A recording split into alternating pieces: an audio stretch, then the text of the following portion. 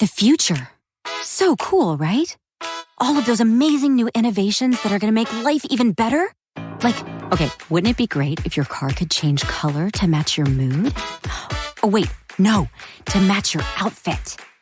Ooh, I think I would like that. Buick is thinking about the future every day. A future built around you with super smart Buick EVs that can make your life even better. And soothing spa-like interiors that can leave you feeling relaxed and refreshed.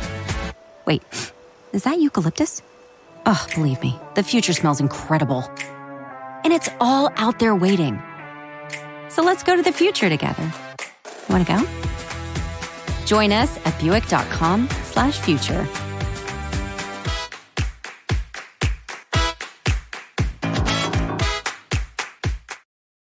The following is brought to you by the Social Suplex Podcast Network.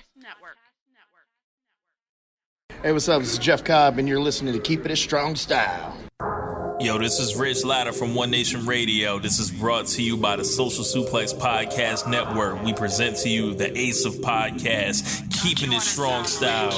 Let's go. It's the Ace of Podcasts, Keepin' It Strong Style. Covering New Japan, they ready to hold it down. Jeremy Donovan and the young boy Josh. Come and hit a job out and bury all the frauds. From the Tokyo Dome over to the G1. Social Suplex is the network where we can get it done. I'ma chill and let them have it, cause this is just an intro. Keeping the strong style, 6 stars from the get-go, boy. Yeah, from Tampa Bay to the Tokyo Dome, this is Keeping It Strong Style with your hosts, Jeremy Donovan and the young boy Joshua Smith. And thank you for listening. Welcome to Keeping It Strong Style, the Ace of Podcasts on the Social Suplex Podcast Network. Jeremy Donovan here with the young boy Josh Smith and Karen Peterson. On today's show, we'll review nights 14 through 18 of G1 Climax 32 and cover all latest news in the world of New Japan Pro Wrestling. You can support our show by subscribing and following the Social Suplex Podcast Network or Keeping It Strong Style on the podcast app of your choice and leaving a rating and review. You can also get all the podcasts over at socialsuplex.com. Check out our Pro Wrestling Tees store, ProWrestlingTees.com/Social Suplex. That's where you can get your official Keeping It Strong Style t-shirt. If you enjoy this podcast, please consider making a one-time or monthly donation by visiting socialsuplex.com/donate and clicking on the donate button under the Keeping It Strong Style logo. This week's episode is brought to you by the NJPW EXT, the only browser extension for NJPWWorld.com. With features like dark mode, improved translations and layouts, custom and shared playlists, synchronized viewing parties, and much, much more. It takes NJPW World to the next level. You can visit njpwext.us today for details. Karen, young boy, how's it going? Listen, I'm very glad that Karen's here, but more importantly, Jeremy is back. Okay, this is momentous. It was cool having Samson here. It was cool. He did a great job. I appreciate it, but I don't ever want to have to do one of these without Jeremy. I had to put together a rundown. I had to interact with people on the internet. This was just way too much for me. I had to watch wrestling and record a show. It's too much, man. Yeah, big shout out to a friend of the show, Chris Samsa, for filling in for me last week, and the recording done, the editing, getting it all uploaded onto the Red Circle, out for all you listeners to hear. Keeping a strong style, making sure we don't miss a week, because we've been going every week for the last 5 or 6 years now. Haven't missed 1 week yet, so shout out to the stat man, Chris Samsa. Yeah, definitely. They were shouting him out over the air, and I was like, we need to start being Keeping It Strong Style's own Chris Sampson. Exactly. Before we move on, I know we got a lot to cover, but what is new in the world of Karen? Just because I listened to you on JCast and Damon learned more about you than we have ever learned about you on this show. So I feel like we need to have at least a little time dedicated to what's going on in the world of Karen right now. I mean, it's one of those things where We always we interact relatively frequently on Twitter and stuff like that. And I've been on the show a couple of times, but when it came to JCast, it was just Damon didn't feel like talking about wrestling, so he just wanted to unpack everything else about me. And I'm just like, all right, I guess I'm going to just pour my heart out on the airwaves, as it were. Things that are going on in the world of Karen right now. Before we got started, I just told Jeremy, I am just booked my airplane ticket for the UK at the end of September. Going on a little girls' weekend, as it were. I've been busy writing, doing stuff at Post. For those who enjoy Game of Thrones, I will be doing a weekly recap. I'm not calling it a podcast because it's only going to be during the entirety of House of Dragon, but I am going to be surprisingly interviewing and discussing House of Dragon with a lot of other wrestling content creators. Mm-hmm. Dog's healthy, house is good, life is good. I mean, I got no real big complaints, just building my teeny tiny empire. Does those UK dates, does that correspond with the announcement of New Japan doing the show over there, or no? One might say Karen is going on a royal quest, as it were, because I will be landing on September 30th and I will be departing on October 4th.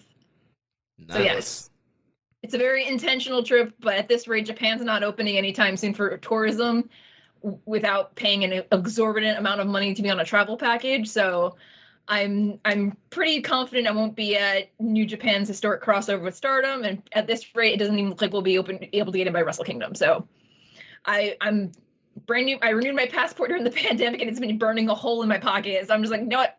Forget it. I'm just gonna book a plane, even if it's just a short weekend. I got to get out of town. One day we will all eat at TGI Fridays in Tokyo. Yes, but it's so much cheaper. We can just I can drive down to Tampa and we can go to TGI Fridays. We don't have to go to Tokyo. We have to go to the menu's not that different. The greatest restaurant in all of Tokyo, TGI Friday. Okay.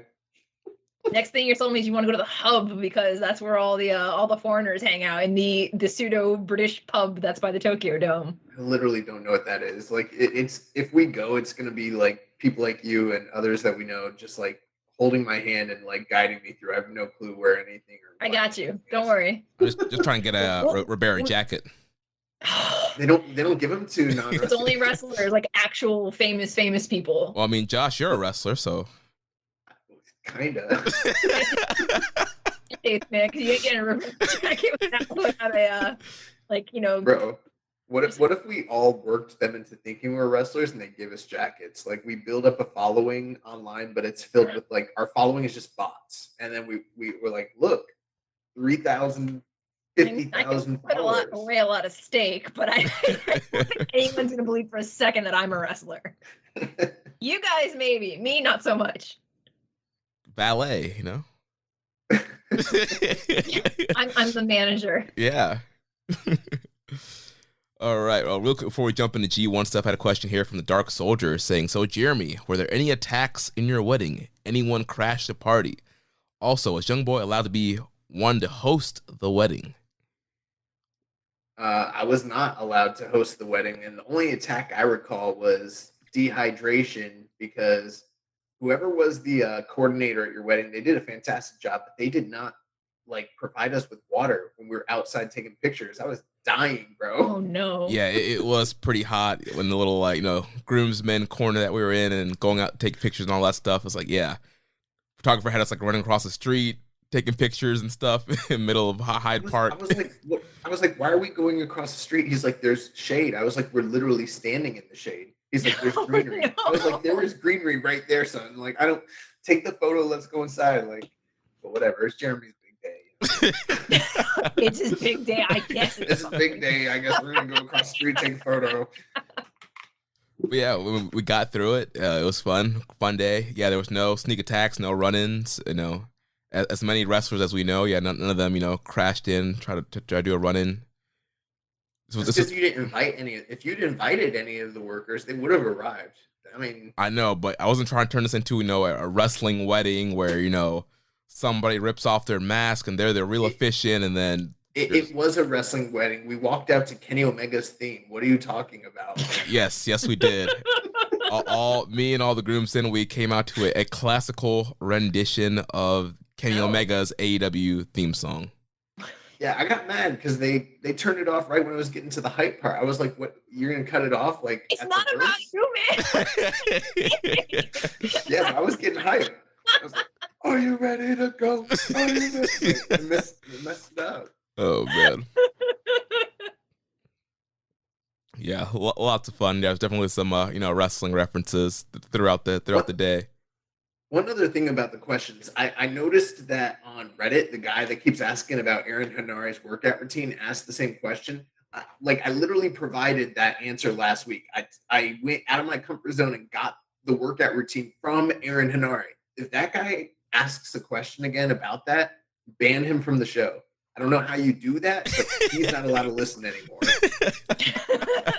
I think you just not read his question on air. You can't ban people from the internet. Well, that's why I did not copy the question over this week. I listened last week, and yeah, Josh, you did an excellent job. You reached out to Hanare on the gram, you slid in his DMs, and Hanare was so grateful to give you his full workout, his bulking and non-bulking and week off, week on cycle thing. Did I understand it? No. Could I articulate exactly what it is? Not quite, but he gave it to us. That was awfully kind of him. Usually people charge for that kind of information. Yeah, well, I think the deal is it's so intensive that he's like, it doesn't matter if I give it to him, they're not gonna be able to do it.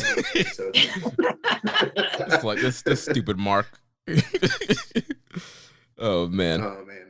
Well, let's jump into G1 Climax. We are at the tail end of the tournament. By the time most of you are listening to this, you'll probably already know who's going into the finals. We're recording here on Tuesday night. We just saw the final night of block action. So we're going to start off. We're going to talk about the standings, where we left off last week, and then we'll run through the results of last week's action, and then talk about how everything shaked out on today's show, where the block standings are, and kind of give our overall thoughts on some of the guys, and then we'll kind of give our predictions for the semifinals and the finals coming up here in the next couple of days. So last week we left off with the A block with Jonah with 6 points with 2 more matches. Okada also had 6 points with 2 more matches. Jeff Cobb had 4 points with 2 matches left. Bad Luck Fale had 4 points. He had 1 match left. Lance Archer, 4 points with 2 matches left. Filthy Tom Lawler with 4 points, 2 matches left. And Toru Yano with 2 points. And he was done. He was eliminated from the tournament. Young boy, want to take us through the B block?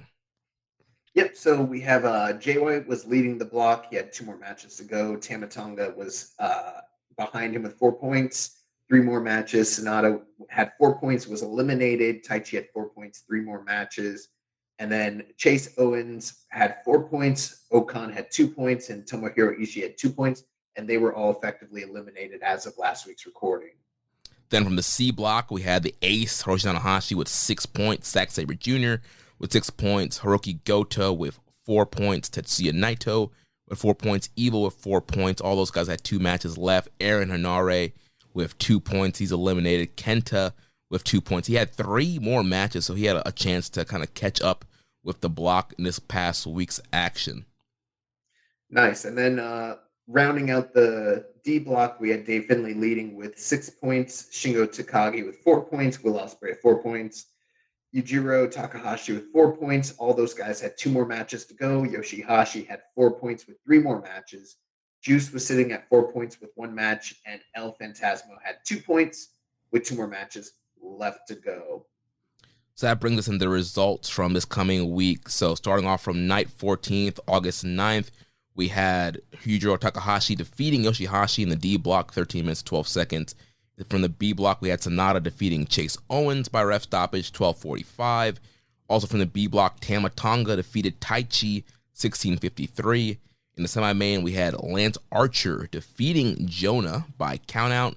And then the main event from C block, we had Tetsuya Naito defeating Kenta, 23 minutes and 30 seconds. Nice. August 10th, El Phantasmo defeated Dave Finlay. Tama Tonga defeated Great Okan. Zack Sabre Jr. defeated Evil in 44 seconds. Tom Lawler was defeated by Okada in the semi-main event. And in the main event, Hiroki Goto defeated the ace Hiroshi Tanahashi in 19 minutes and 1 second. Then on night 16, August 13th, C Block kicked us off with Kenta defeating Aaron Hanare. Then Jeff Cobb from the A Block defeating Toru Yano 4 minutes 28 seconds. From the D Block, Shingo Takagi defeated Yujiro Takahashi 15 minutes and 24 seconds. Semi-main event also from the D Block, Will Ospreay defeated Yoshihashi 18 minutes and 46 seconds. And then the main event from the B Block, Switchblade Jay White defeating Taichi 23 minutes and 20 seconds. Nice. And then on August 14th, this was the final night of action for many of the competitors on this evening. Yoshihashi defeated Dave Finlay 11 minutes and 14 seconds. Great-O-Khan defeated Taichi. Tom Lawler defeated Jeff Cobb. And in the main event, Kenta defeated Hiroshi Tanahashi in 23 minutes and 46 seconds, which led us to today's show, which was the first of 3 consecutive Budokan Hall shows, August 16th, with nothing but block matches. Yep, so we had the show opening up. They split the card up by block. So we had a show open up with D Block with Will Ospreay defeating Juice Robinson, 11 minutes and 7 seconds. Then we had El Phantasmo defeating Shingo Takagi at 12 minutes and 12 seconds, which with that put Ospreay through to win the D Block. Then they moved on to the C Block where we had Evil spoiling Hiroki Goto, beating him 8 minutes and 40 seconds. And then Tetsuya Naito beating Zack Sabre Jr. 1 minute 58 second quick flash pin here for Tetsuya Naito to take the C Block, meaning we get Naito and Ospreay in one of the semifinals. Then from the B Block, we had Tomohiro Ishii and Sonata wrestling for Pride, and so Stone Pitbull was able to defeat Sonata 12 minutes 35 seconds. And then Tama Tonga with possibly the biggest win of his career to date, defeating the current IWGP World Heavyweight Champion Switchblade Jay White to win the B Block and advance to semifinals. And then the show concluded with the last 2 A Block matches. In the semi-main event, we had Jonah and Bad Luck Fale wrestling. Jonah was eliminated, even though I think he kind of thought that he still had a chance, but at this point he was mathematically eliminated. He did get the win here, the big torpedo on Bad Luck Fale, so he got up to 8 points there. And then the big main event, the Rainmaker Kazuchika Okada defeated the Murder Hawk Monster Lance Archer 12 minutes 43 seconds for Okada to clinch the A Block, which will lead to a big rematch that we saw in last year's G1 with Okada and Tama Tonga. So guys, nice. How did you guys feel about the today's final show? I found it to be quite satisfying, but that's only because I was very salty how they booked Sonata this turnaround. That when Tama beat Jay, I was probably one of like a very limited number of people who was very, very satisfied that Jay finally got an L, and not just any L, the L that ruined the entire G1 for him. I'm not too confident about that. It felt like the crowd was pretty pleased that he took that L today as well. Oh, I'm talking about Twitter. The crowd loved that Tama won, but I've seen a lot of very heated individuals over Tama beating Jay. So you might be circulating the wrong areas of Twitter, because our timeline was nothing full of joy. People were happy. I don't know. I thought I curated my timeline, but this morning some of it crept back in, and I'm like, "Oop, time to do some muting." Yeah, honestly, I've been off Twitter most of the day because I'm trying to avoid spoilers. So honestly, I have no idea how the general consensus has been feeling. I did look on Cage Match at the ratings. I feel like Cage Match rated this match quite low compared to what I rated it. Like you were saying, Josh, I felt the crowd was totally into the matchup, and that big, huge pop when Tama finally hit that last gun stun and was able to pin Jay, I thought was awesome. Now, I will say this. I did think that, anytime you have this number of singles matches on a card in New Japan with this many stars, that's always a treat. So, I can't be too critical of it, but I did feel like it was maybe a little from match quality wise, a little less than what I was sort of expecting. But all in all, there was nothing that was bad on the show, and we had a great main event, some kind of surprising results. So, I mean, all in all, it was a really good show. I just don't know if this show for me at the end of the year is going to be like a show of the year candidate the way that on paper I thought that maybe it looked like it might turn out to be, if that makes sense. I feel like the matches were on this particular day were much shorter overall than I had expected. Because there were other days where some matches went way too long, but this one it was just like, I mean, I'm not gonna lie, I was very happy to see that very short Zack Sabre Jr. Naito match, especially after the match last year, and also Zack's subsequent meltdown backstage. But it was one of those things where it was like, I wish there were more. I know that you can't do too many short like that, like under 5-minute matches during the G1 because it's supposed to be, the grade one, the best in the world, et cetera, et cetera, et cetera. But I just felt like it was like it made it feel exciting and fresh, as opposed to a 20-minute symphony. It was just like a 3-minute ditty and that was it. Yeah, and I absolutely agree with you, Josh. I don't think this show, I wouldn't say by the end of the year it's going to be a show of the year contender, but I would say it's probably going to be one of the best shows from this G1 tour.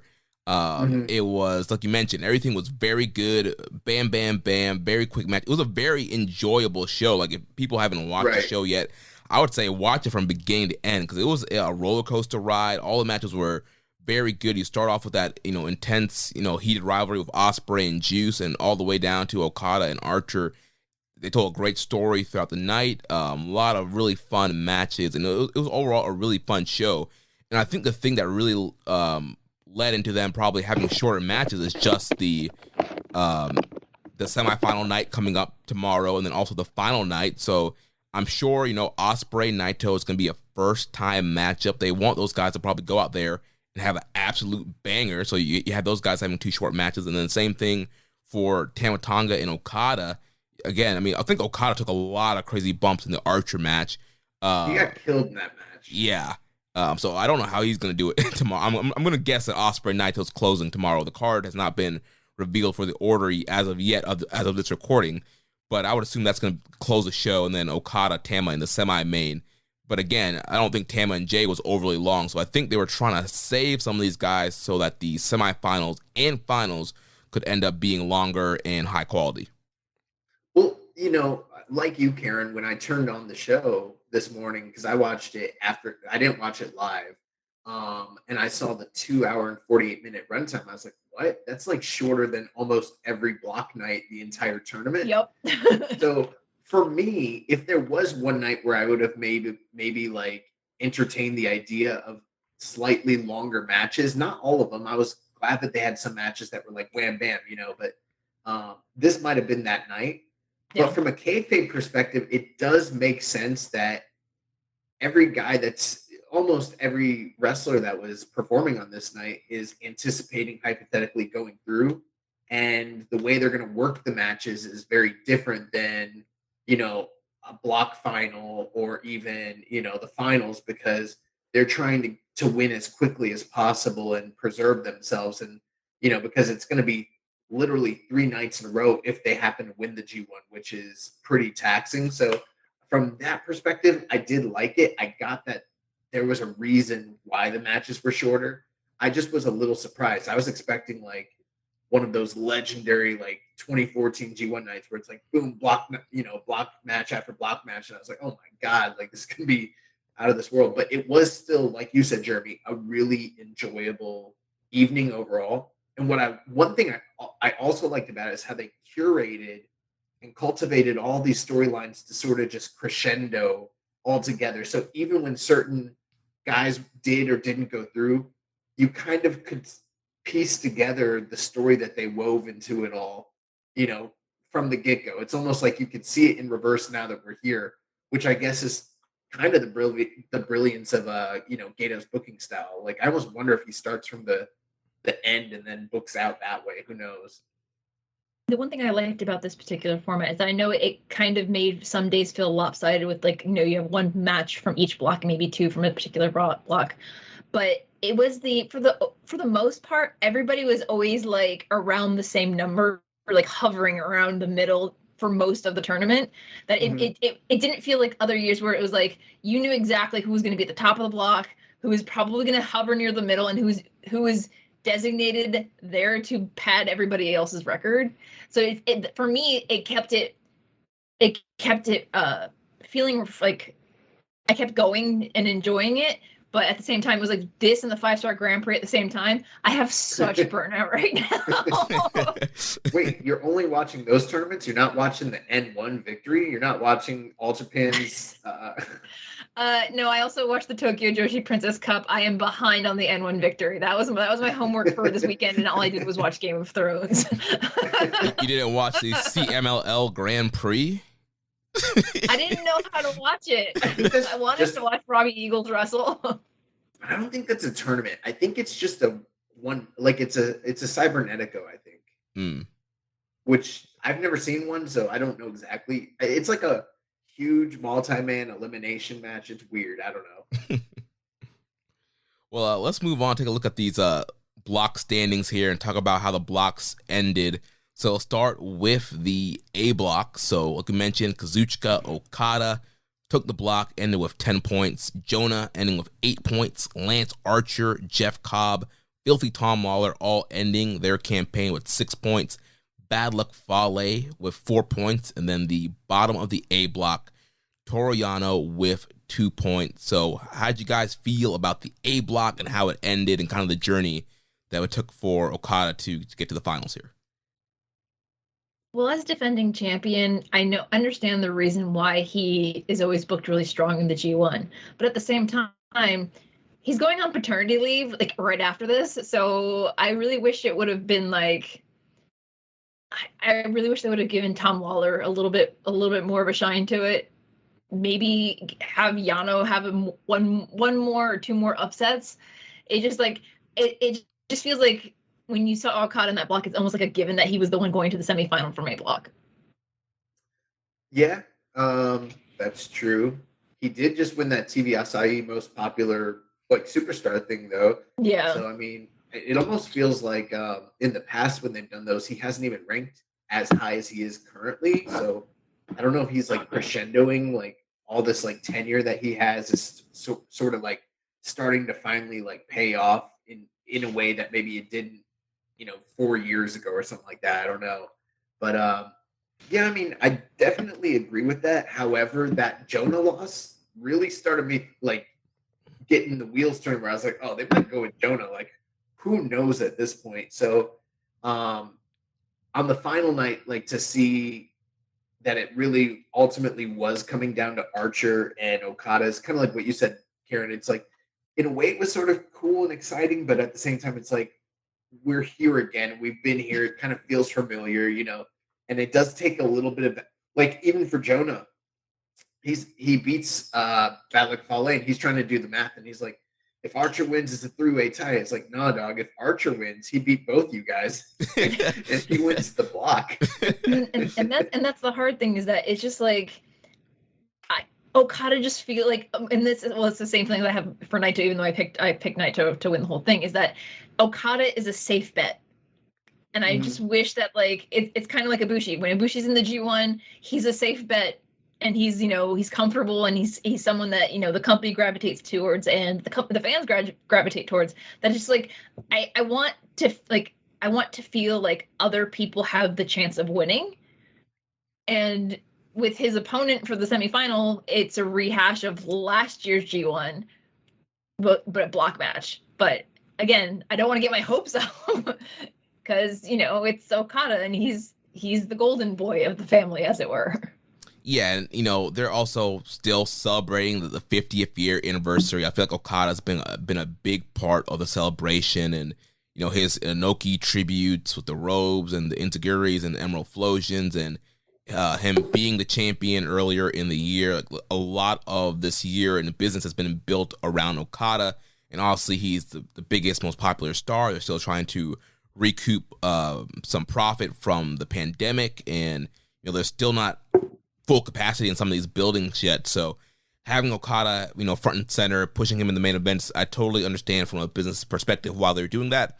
If this was, say, maybe 2 or 3 years ago, pre-pandemic, I could see them maybe taking a risk and throwing somebody like a Filthy Tom Lawler or Jonah or Archer into that semifinal spot. But I think in this pandemic time and them trying to sell as much tickets, you needed Okada in there. You need him to win the main event on this final show so he can cut the closing promo and hype the crowd up to come back the next day and to come back the day after that. So I totally understand that. But I do think they did a great job, like you mentioned, Josh, with the Jonah loss. And the crowd so into Jonah, and they were so into that match. And every time he dropped Okada, the oohs and ahs and the gasps. And when he caught Okada midair with that Black Forest bomb, hits him with another Black Forest bomb, goes up top, hits the torpedo, the crowd was like, oh!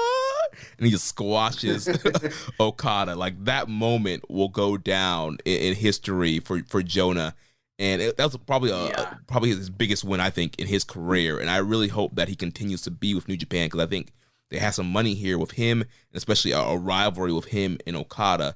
But yeah, that Jonah loss did kind of put a little, chink in the armor for Okada. And so you're like, oh, well, is he going to get past Filthy Tom, who Tom was tearing him up in that match, working on the ripcord arm. Most people work on the actual lariat right arm. Tom was working on the left arm that he uses to pull people in for the Rainmaker. And so it really had me questioning, is Tom going to beat this man because he can't hit the Rainmaker? Well, one thing too is I think it's highly likely Okada is going to win his what is the semifinals? I think he's winning the semifinals. He's going into the finals, and I think he's going to lose. And I think the narrative there is going to be he was in this block with all these killers and went through hell having to deal with all these giants that anyone else who was in his position wouldn't have been able to even get through that block. But he got through it, but he doesn't have enough left in the tank to beat Naito or Ospreay or whoever it ends up being.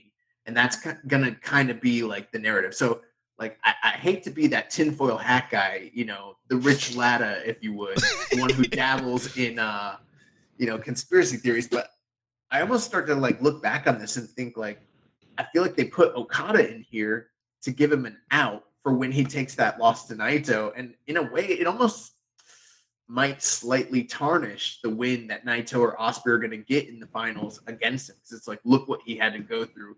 No one else had as tough a road as Okada did, and he just, he faltered at the end.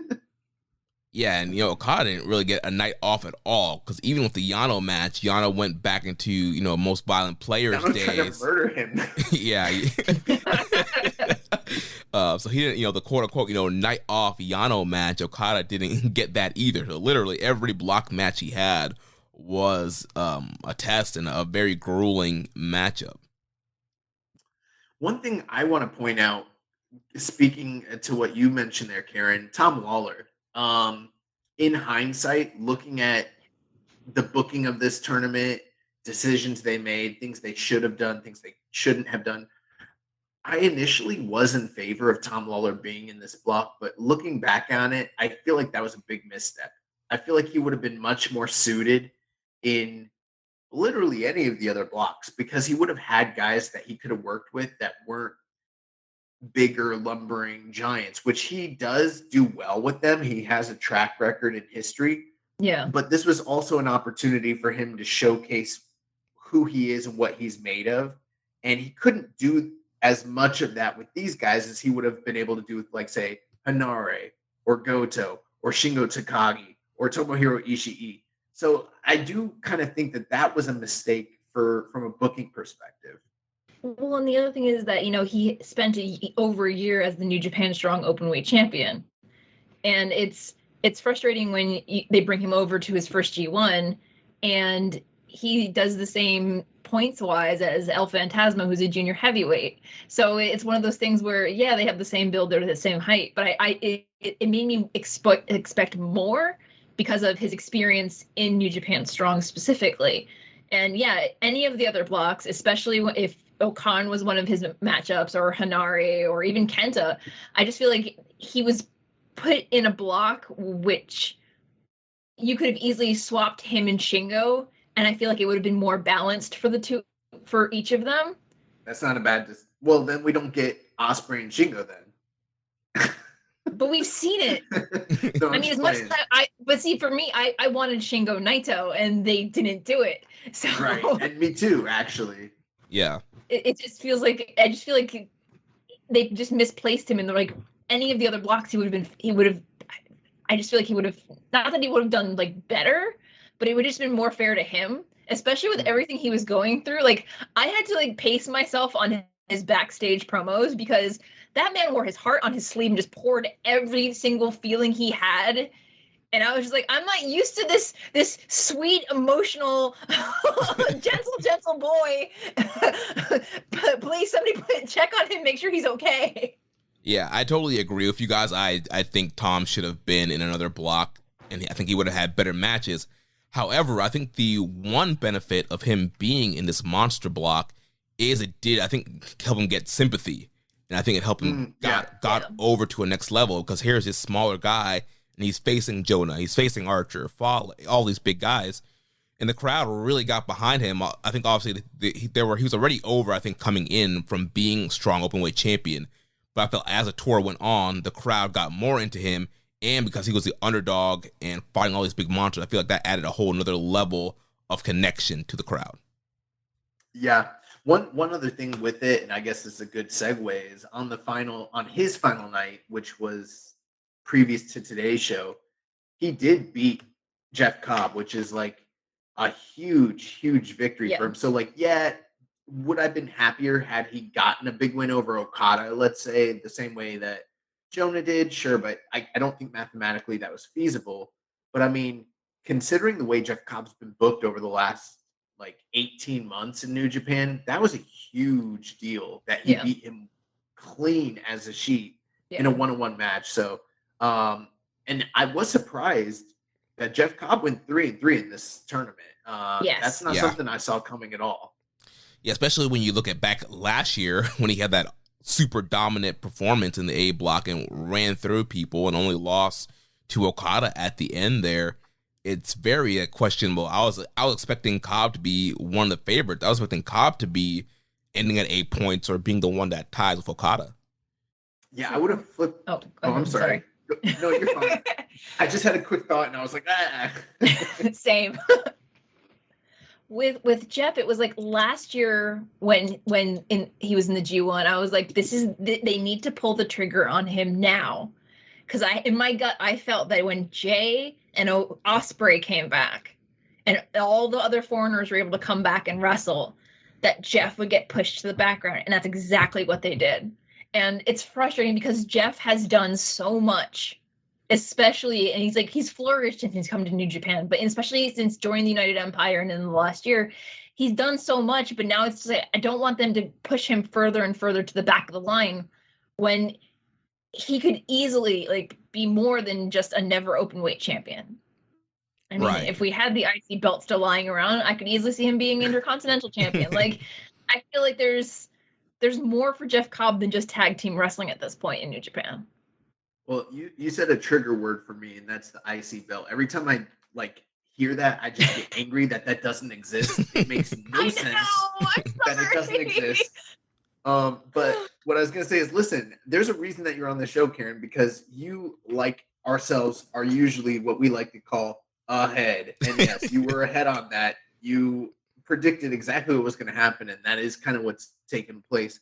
I do think that Jeff Cobb has worked up enough goodwill to where he's got a spot. It might not be the top Gaijin spot, but he's like upper B level, and he's kind of like Zack Sabre Jr., where like he's ready to be like put into the reserves anytime they need him. And could he win a New Japan Cup when called upon, or a top singles title if the time comes? Yep, I think that's like on the docket. But what I was going to say is, I sort of thought I saw him and Jonah being flip-flopped. Not because I didn't believe in Jonah, but because the way just classically they treat outsiders for their first time, I kind of thought that's where we were going. But they clearly like are, well, I mean, remember, Jeremy, when we first started the show back in 2017, they did the Australia tour. We had heard back then, they were like, these guys are high on Jonah Rock. They're investing in Jonah Rock. We're like, all right, we're ready for this dude. Yeah. And then he got snatched up by NXT, and we're like, damn it. So I think those same people that saw him wrestle Cody and saw him do all that stuff on that, Down Under tour, whatever it was called back then, like they're still ready to go into business with Jonah, Yeah, I think now is a very pivotal time to push him too, because with Papa H, taking back over creative in WWE, he's bringing back all his NXT boys. He's calling everybody up, and so there are already rumors that Jonah could potentially already have one foot out the door, and Triple H is trying to get him back over to WWE to put him on the main roster. So I definitely understand New Japan wanted to strike when the iron's hot, push Jonah and be like, hey, like we see promise in you. We let you beat Okada. Like we have big plans for you. Sign with us full time. So I really hope that they back up that yen and keep Jonah in New Japan. I think they also learned their lesson in recent years between the NXT releases, but also a lot of their talent getting snapped up by AEW. Because like even when we went to that Tampa show earlier this year, a lot of those guys we haven't seen since Tampa, or they've been like. They had a foot in both camp, but now Buddy Matthews is gone, and Jay Lethal dropped by for a while, but he's gone. Swerve's gone. So it's just like I think I was just glad that Yuta was in Super Juniors, but it's one of those things where it's like they keep getting the rug yanked out from underneath them because they're not locking people in, and I mean that's probably by design, because you want them to be able to work as much of the American Indies as possible, especially if you can't give them that full-time contract. The problem is that they're building their names in New Japan, but just enough that when the wallets come out, it's just like, bye. Well, that's true. I also don't know. I mean, I guess I'm not going to defend New Japan's practices, because are there talented people that have slipped through the cracks? Sure. Yeah. But I also got to wonder how many slots in Japan there actually are for these types of talents that they really intend to bring over. And so I think they're being a little selective in that regard. Absolutely. And at the end of the day, New Japan Strong is always going to be there and still be this kind of quasi, like almost like the way that like the Maple Leaf promotion was back in the 80s, where like all these, or even Hawaii, where all these people from different parts of the world can come work together and kind of get showcased and then maybe get launched to WWE or to AEW or MLW or Japan or whatever it might be. Because I mean, at the end of the day, there's only so many people they actually can sign. But I agree with you, Jeremy. I think that if they really are serious about keeping Jonah around, they've done a lot to kind of showcase like, hey, we've got good faith here. Like we have big intentions for you. And I mean, like, yeah, that like I can't remember the last time someone just like murked Okada like that. Like it's so crazy. Yeah, and he has his own stable. They brought back TMDK. He's got Shane Hayes, Mikey Nichols, and Bad Dude Tito. He was undefeated on Strong last year. This big win over Okada. Second place in the A block in his first G1. Like they're giving this guy so much right now. One last thing on this block for me. I mean, I don't have much to say about Arch or about Fale and Yano because they did exactly what I expected out of them. But as far as Archer goes, I thought he had a really good tournament, but this didn't feel like the transcendent Archer that we saw in that 2019 G1. You know what I mean? Mm-hmm. And I don't think it was for lack of trying. I think maybe it might come down a little bit to the overall nature of having a monster block with all these big guys working together, where there's positives to that. And there's also some negatives, you know what I mean? Right. And that might be part of why I wasn't quite as impressed with him as I was in other G1s. But at the same time, he was still flipping. He was still rope walking. He was still alive at the end. And he really was fucking up Okada in today's show. Yes, he was. Oh my gosh, dude. Yeah. He beat Okada's ass. And that was my match of the night, by the way. Pretty easily. I went 4 stars on it. Yeah, I think I was 4 1/4 on it. But yeah, just bro, you can.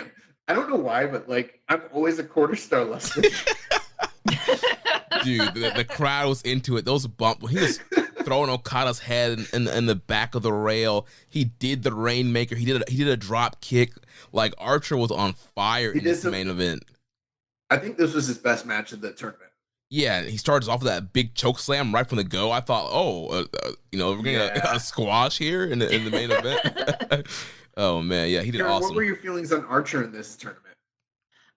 See, my thing about Archer is that when he was announced for this G1, I know there was a lot of pushback, especially from AEW fans about it, because they had their fantasy booking with Punk and Moxley and Danielson and all that stuff. But for me, it was like, I've always seen Archer as someone who's, even though he's not with the company anymore, he's still part of Suzuki-gun. He's still part of the family. When the U.S. Championship was in limbo during the pandemic, he was the one that was shuttling back and forth between Strong and AEW and being transitional champion multiple times with that belt just to make it have some sense of legitimacy for the last 3 years. So for me, I'm just happy Archer's there, and that his constant dedication to New Japan, even when not being a part of New Japan proper full time anymore, was rewarded by a berth in the G1. Did I expect him to win the G1? No. Did I expect him to win the block? Not. As soon as Okada was in there, I'm like, nobody's winning but Okada. But it's just that I'm just glad he's there and still able to remind people who he is, because sometimes in AEW he doesn't get to be who he is, and he doesn't get to be like everybody does in AEW, like the way he does in New Japan. Like he's not launching Kenny Omega into the 18th row anymore. He's just throttling Okada like he's getting paid for it, which he is. But it's just one of those things where I'm just happy for him. I'm happy if he's happy. Do I want everyone to win? Yes. Do I want to give everybody 10 points? Yes. Do I want to give everyone a gold star? Yes. I'm just on the G1 right now. I'm just exhausted. And they also kind of made mention to what you're bringing up, Josh, on commentary too, of him in AEW, where they're like, Kevin goes like, people in AEW don't want to wrestle you because he doesn't have that many matches on TV, because obviously he's a monster in AEW and Tony Khan doesn't want to beat him all the time, so he doesn't have a lot of matches on Dynamite or Rampage. So they kind of brought into commentary. And speaking of commentary, I thought Archer did a great job on English commentary, because he wasn't really the everybody dies like you were saying character on commentary. He was just kind of like normal Lance Archer, like, I haven't watched New Japan in 3 years, like, who's this Okan dude? On by the end. Oh yeah, by the end, yeah. The last night he did commentary, he was actually adding real color, because he clearly had actually done some Google searches and some Wikipedia, as opposed to the first night. He's like, who's that guy? Well, that guy was a young lion last time I was here. So Okada kicked out of the blackout today. Yes, he did. Yeah.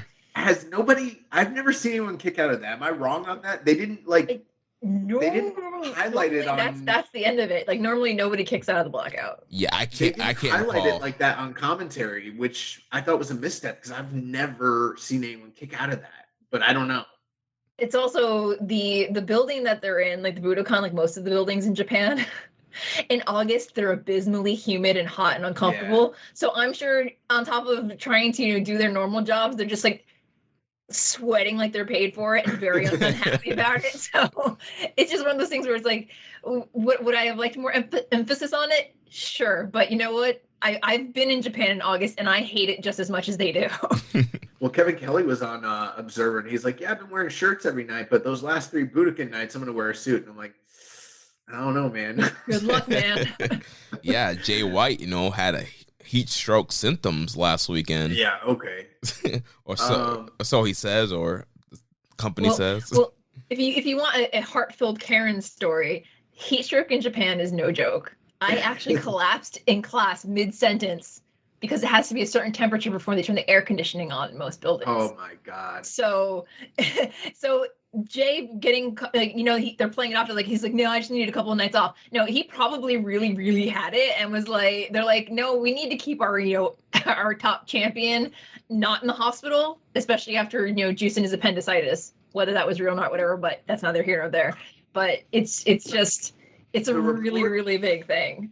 the reports were that he didn't actually have like heat stroke symptoms. It was more like he had a cold, but they were like taking all the necessary precautions. Right. One last thing before we move to B block, about the commentary. Tom Lawler did great.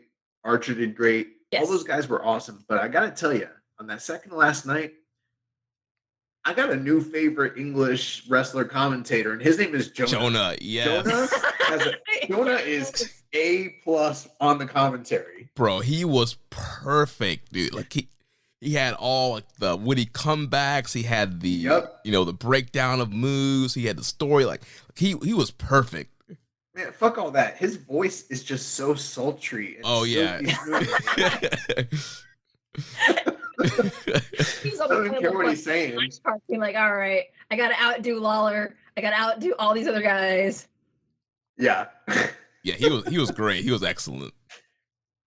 Oh man. All right. Well, let's move on to the B block now. So, like we mentioned, top of the block, Tama Tonga wins the block with 10 points, tying with Switchblade Jay White also with 10 points. With Tama's win, he had the tiebreaker over Jay. Then with 6 points, we had the Cold Skull Sonata. And then coming in at the bottom of the block here, all these guys ending with 4 points, Taichi, Chase Owens, Great Okan, and Tomohiro Ishii. This is the one block that's a little different than what you had mentioned that you liked about the tournament, Karen, where you said, everyone, kind of did better than, it afforded certain people to be in that 6 to 8 point range that might not normally be there. But the B block seemed to be the one block where Gato was like, nope, we're doing a 2-man race. It's going to be very apparent. You're going to see it for most of the tournament. And even last week with 5 nights to go, me and Chris, when we were doing our show, it's like, it's going to come down to Tama and Jay. And these guys are pretty much going to be almost undefeated going into that match. And that's exactly how it unfolded. Jay White. Now, I got to tell you, Jeremy, you were wrong. You were trying to be ahead. And you said that Jay White was going to win the block undefeated. And so did Chris Amsa. Both y'all suck it. You guys were wrong. He lost. And he lost to my man, Tama Tonga. I was close, though. The Bullet Club. I was close. You guys were close. My prediction was that it was going to be Tama was going to ruin it for Jay. I had a feeling Jay wasn't going to drop many losses. But as soon as they were announced in the same block there, and they were announced on the last night of block competition, there was only one L, and it was going to be the L of all L's that he gets served. The LOL. Well done. The thing is, and I'll kick it over to you guys. Years and years and years ago, when we first started the show, me and Jeremy, we kept doing this dance with Tama Tonga where we'd watch him and we'd be like, he is incredible. He needs to go on a singles run. And then he'd go into a G1 and he would screw off and he would embarrass us. And we'd be like, never again. And then he'd go back to the tag ranks and we'd be like, why is he so great? He needs to get a push. And then they'd give him a little push and he would squander it. And I don't know if it was just due to the nature of his character or the way they were like slotting him. But then we'd be like, fuck all that. He's fucking off in this G1. We're done. But we were ahead.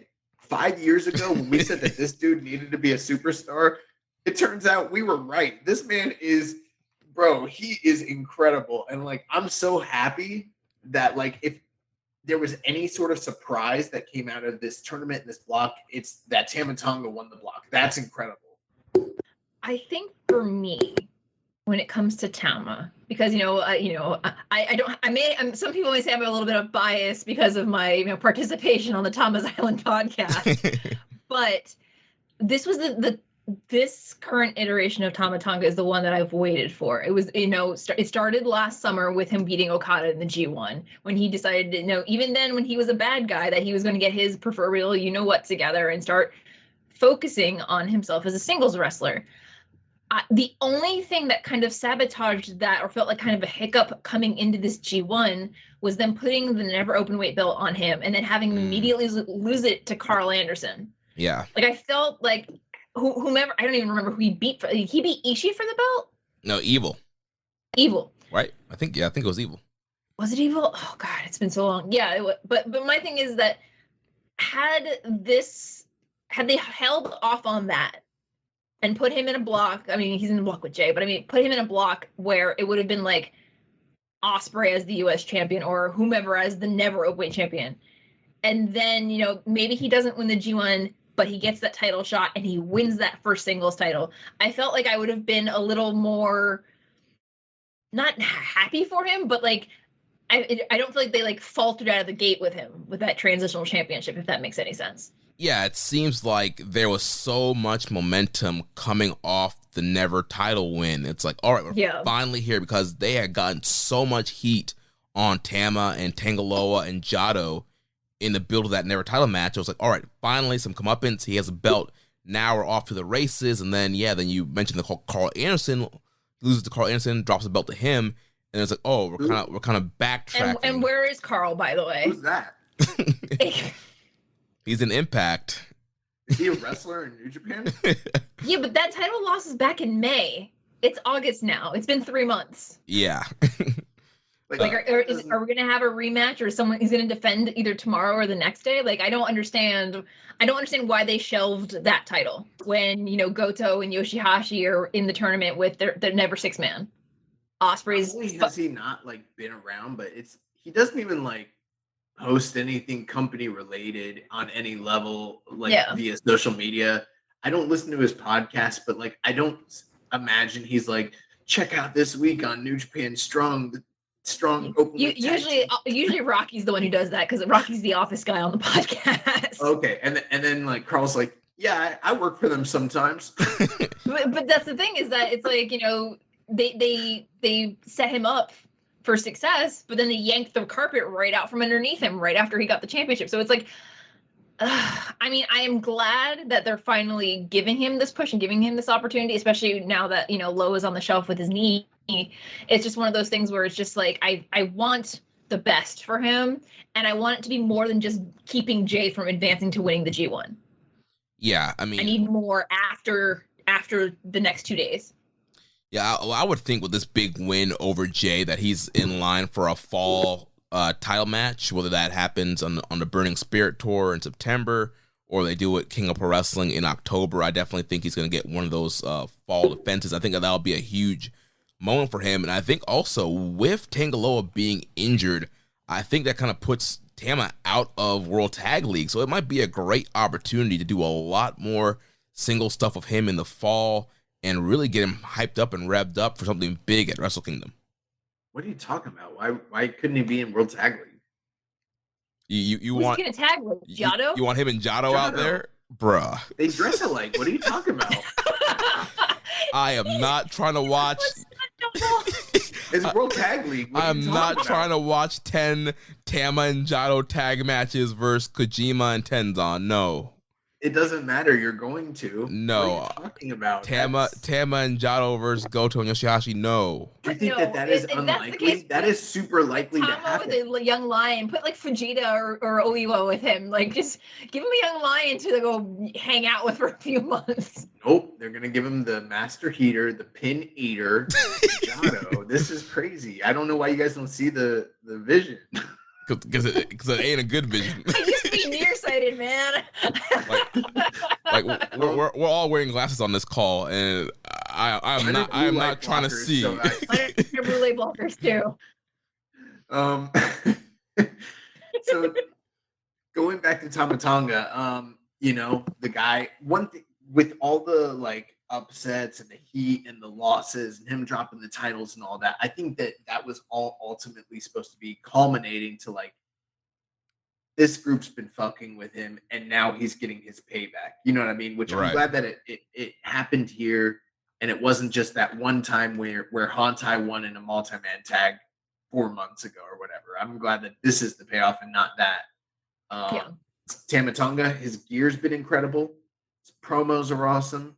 He's in incredible shape. This man is cut to shreds.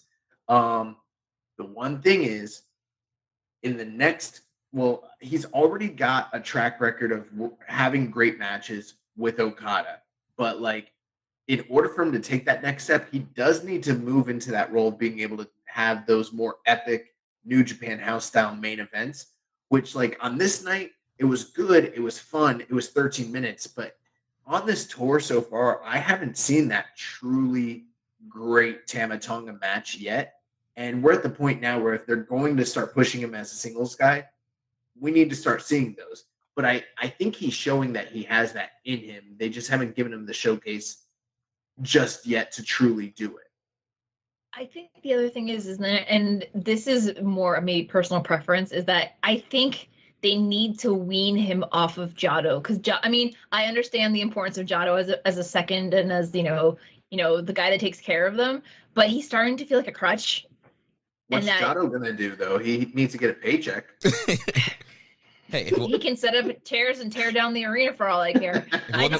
I just feel like when I think back to when the pandemic first started and Tama was on New Japan Strong, and he had to wrestle in front of an empty arena, but he had to focus on the person in front of him and his task at hand, and he was really, really good then. But that's the thing that's missing now, is that he needs to be able to shut the arena, not the fans out, but like all the distractions at ringside, to be able to do that big main event kind of match with Okada. Because he has that win over Okada from last year, but how is he going to be better from last year to this year? What's going to be different in their match other than him possibly beating him again or possibly losing? Right. But if it wasn't for Jado, he probably wouldn't have beaten Jay today, though, because Jado stopped Gato from interfering. But again, that's a crutch. Like it's the same thing with Jay. A lot of Jay's wins. I love Jay White when he is on his own and he is feral and dangerous. But when half the matches are Ghetto getting in the way, I space out. Like I just tune out after a while, because I'm just like, this isn't Jay wrestling. This is theater.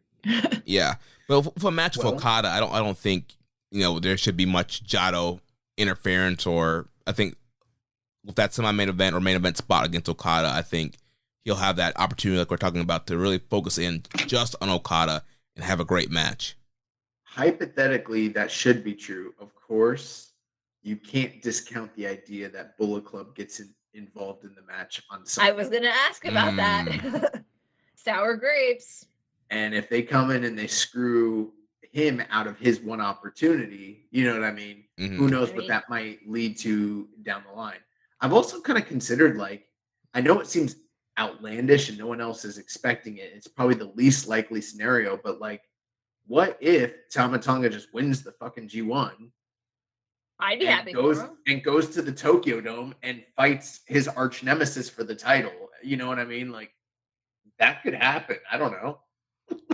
I would lean more towards that in a pre-pandemic time, but with them still trying to, get business back and have big main events, I don't. Evil won the world title. Probably 2 nights at the Dome again. Evil won the world title. I don't want to hear this. He did, but did they ever put him in the main event of a Dome? Who did he win it from? I don't remember. Somebody. Naito. Naito. Oh, okay. Mr. Tokyo Dome himself. That was years ago. I can't remember. But yeah, they never put Evil. They never put Evil in the Dome main event, though. That's true. So, I love Tama, but I don't think he's quite there yet. Since we're on the discussion of Jay White, I'd like to say about this run. For a lot of people, I think that this format of the G1 maybe wasn't as advantageous as the former format was, for a variety of reasons. But for Jay White, I think that this might be his best G1 ever. Now, I think you could point to some individual matches in other G1s that might have been hypothetically better. And you might even be able to point to a cumulative star rating sort of thing and just say in 2020 or 2019, he had a better G1. But what he got an opportunity to do here that he's never had an opportunity to do before is he came in as the world champion. He got to wrestle 6 dudes, and he got to make all of them look like credible threats in 6 matches and make them look like stars before he put the majority of them down and almost went undefeated in the block, which is kind of what a heel champion's role is supposed to be. And if you think about it, he only had the 1 title reign. He only had a couple defenses before he dropped it to Okada. He's never had a run with this many singles matches as the champion.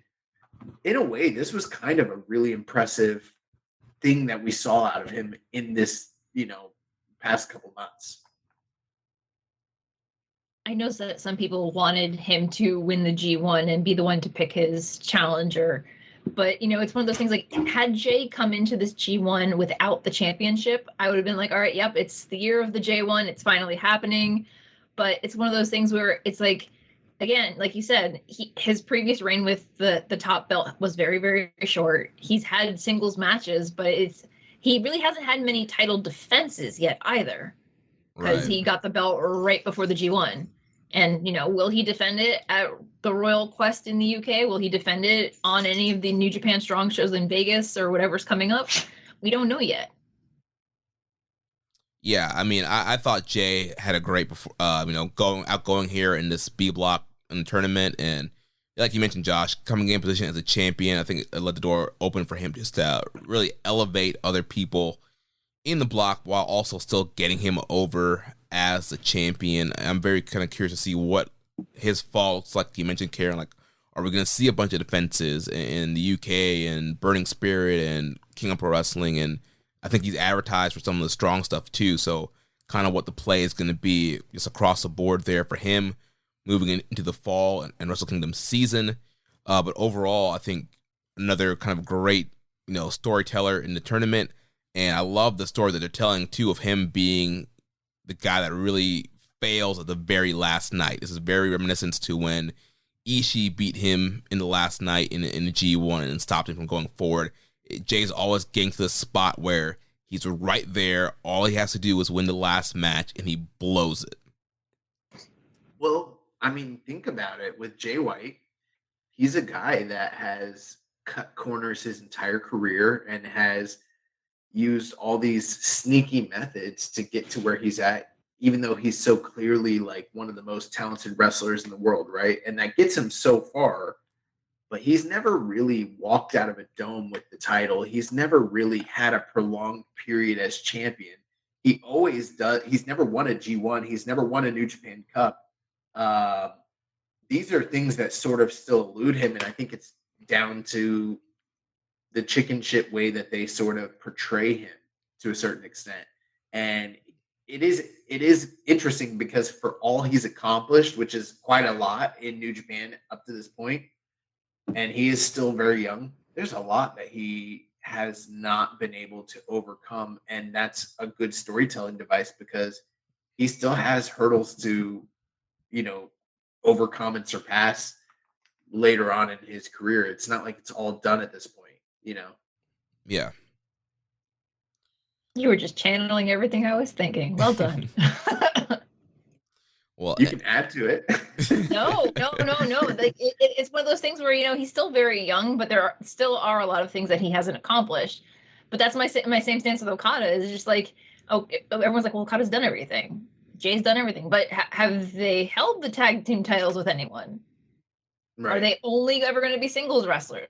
Like, it's one of those things, like, there's still many, many things that they have yet to complete to be a proper Grand Slam champion. Right. Go ahead, Jeremy. I was going to say, especially with a guy like Jay, I think, kind of like we were talking about with Jonah earlier, I think there needs to be some accomplishments that he still needs to achieve that you still want him there for. Because if you have him just win everything, he wins a G1, New Japan Cup all in his first few years, then he could be like, you know what, I did it all. Let me go see what, Triple H is offering. Let me see what TK is offering. And we already know he's a big star here in the States, and both companies could utilize Jay White and make him even a mega star. And so to kind of hold back some stuff from him, I think is a very smart thing, and kind of slowly kind of get him to the next level. Well, they need to do the same thing with Ospreay then. Yeah. Wait, what do you mean? They need to hold back some things for him because, he's a multiple Best of the Super Junior champion. He's a New Japan Cup champion. He's had crucial wins in the G1. He's another one that, should he keep going up further and further, and he's held the world championship, he's another one that could easily get snapped up should the right company come along here abroad. That's true, but if you think about it, most of the things that, not all, but most of the things that Jay has been unable to accomplish, Ospreay's also been unable to accomplish outside of winning the New Japan Cup. I mean, Yeah. he's never walked out of a dome as champion, and he's never had a prolonged title reign, and he's never been seen as the top guy in the company on that level, like where the torch has been passed to him. He's never won a G1. So, I mean, there are still things for both of those guys. And it is interesting that you bring them both up because they are sort of the 1A, 1B of New Japan Gaijins, kind of filling that void that Kenny Omega left behind. And a lot of people are wondering who is going to step up into that role and be like the guy. And as of yet, I mean, there really hasn't been anybody. I would almost maybe argue to a certain extent that Jay has kind of fulfilled that role a little bit more, but they're kind of I like can see that. they kind of have parallel like careers where they're sort of like rivals almost, even though it's not like mentioned explicitly in the like kayfabe of the company. It's kind of like they just took like what Kenny Omega was and split it in half. Yeah. You have like the babyface popular super duper flippy do whoop de doo dude, and that's Ospreay. And then you have the heel, the the catalyst of pro wrestling, the one that everyone's talking about, the one that shoots off his mouth. That's Jay White. And they've run parallel to each other, even though they've traded different title wins, different placements on the card. They've been like two parts of the same item. I was almost going to say that, but I didn't want to say that, but that is what I was thinking. So it sounds like we need Jay and Will to do a fusion dance is what we're saying here. I do think it's interesting though, like I mentioned earlier, this block is pretty much a story. It was a 2-man race and almost everybody was like eliminated fairly quickly. The ones who were still alive last week got eliminated in short order just by losing to Jay White.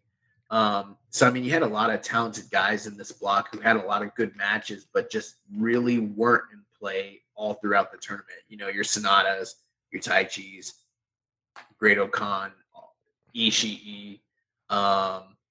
One thing, too, I didn't see this, but apparently Taichi cut some sort of promo on the last night after he lost where someone from another circle is like, you need to see that promo. Like, tell me what you think about it. So I don't know if like it was a disheartening. I mean, did you guys catch that? I don't know. No, I'm behind on backstage comments, but I'll check it out after.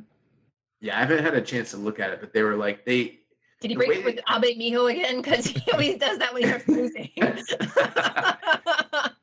No, it almost sounded like either I'm going to just guess either like he was downtrodden and maybe sound like he's, you know, going to go on this like I don't know, like I'm sort of lost and I need to find myself storyline, or this is going to reinvigorate me and now I'm like going to refocus my career. I don't know. I guess I need to go and listen to it. He'll be fine. He'll just hop on YouTube and go make a rake in a whole bunch of super chats as he has been doing. But maybe he goes on a journey to go find himself. I mean, he has Zach right there. He's got Abe Miho. I'm sure he'll be fine. Have you guys thought about danger? You know, a lot of people are like, what about like Suzuki-gun becoming Taichi-gun or Saber-gun? What if like when he leaves, it just becomes the Dangerous Techers and that becomes like an actual faction and not just a tag team? They could do that. I could see that like actually being a real thing that happens. If that's the case, and this is me probably gonna upset a lot of people, if we're gonna do Dangerous Techers, they need to poach Ren Narita. And bring him in. That'd be dope. Yeah, I've always been in favor of that. Absolutely. Especially because in the face, he's got that, like, you should punch me face, the same way Taichi does. So, yes, absolutely. I was talking about from a wrestling standpoint, not a punch me in the face standpoint. No, they're cut from the same cloth. and then for their entrance music, you have to have a cut of Milano just going dangerous. And then people don't realize that like Ren Narita is literally the love child of Katsuyori Shibata and Taichi. Like that is what he is. He's their offspring. Just don't put blonde streaks in his hair. If somebody does, I'm gonna hold him down and cut his hair or color it or both. We're not doing that. We're not giving him the skunk hairdo. I really love Tai Chi and Okan doing sumo for like the first 5 minutes of their match.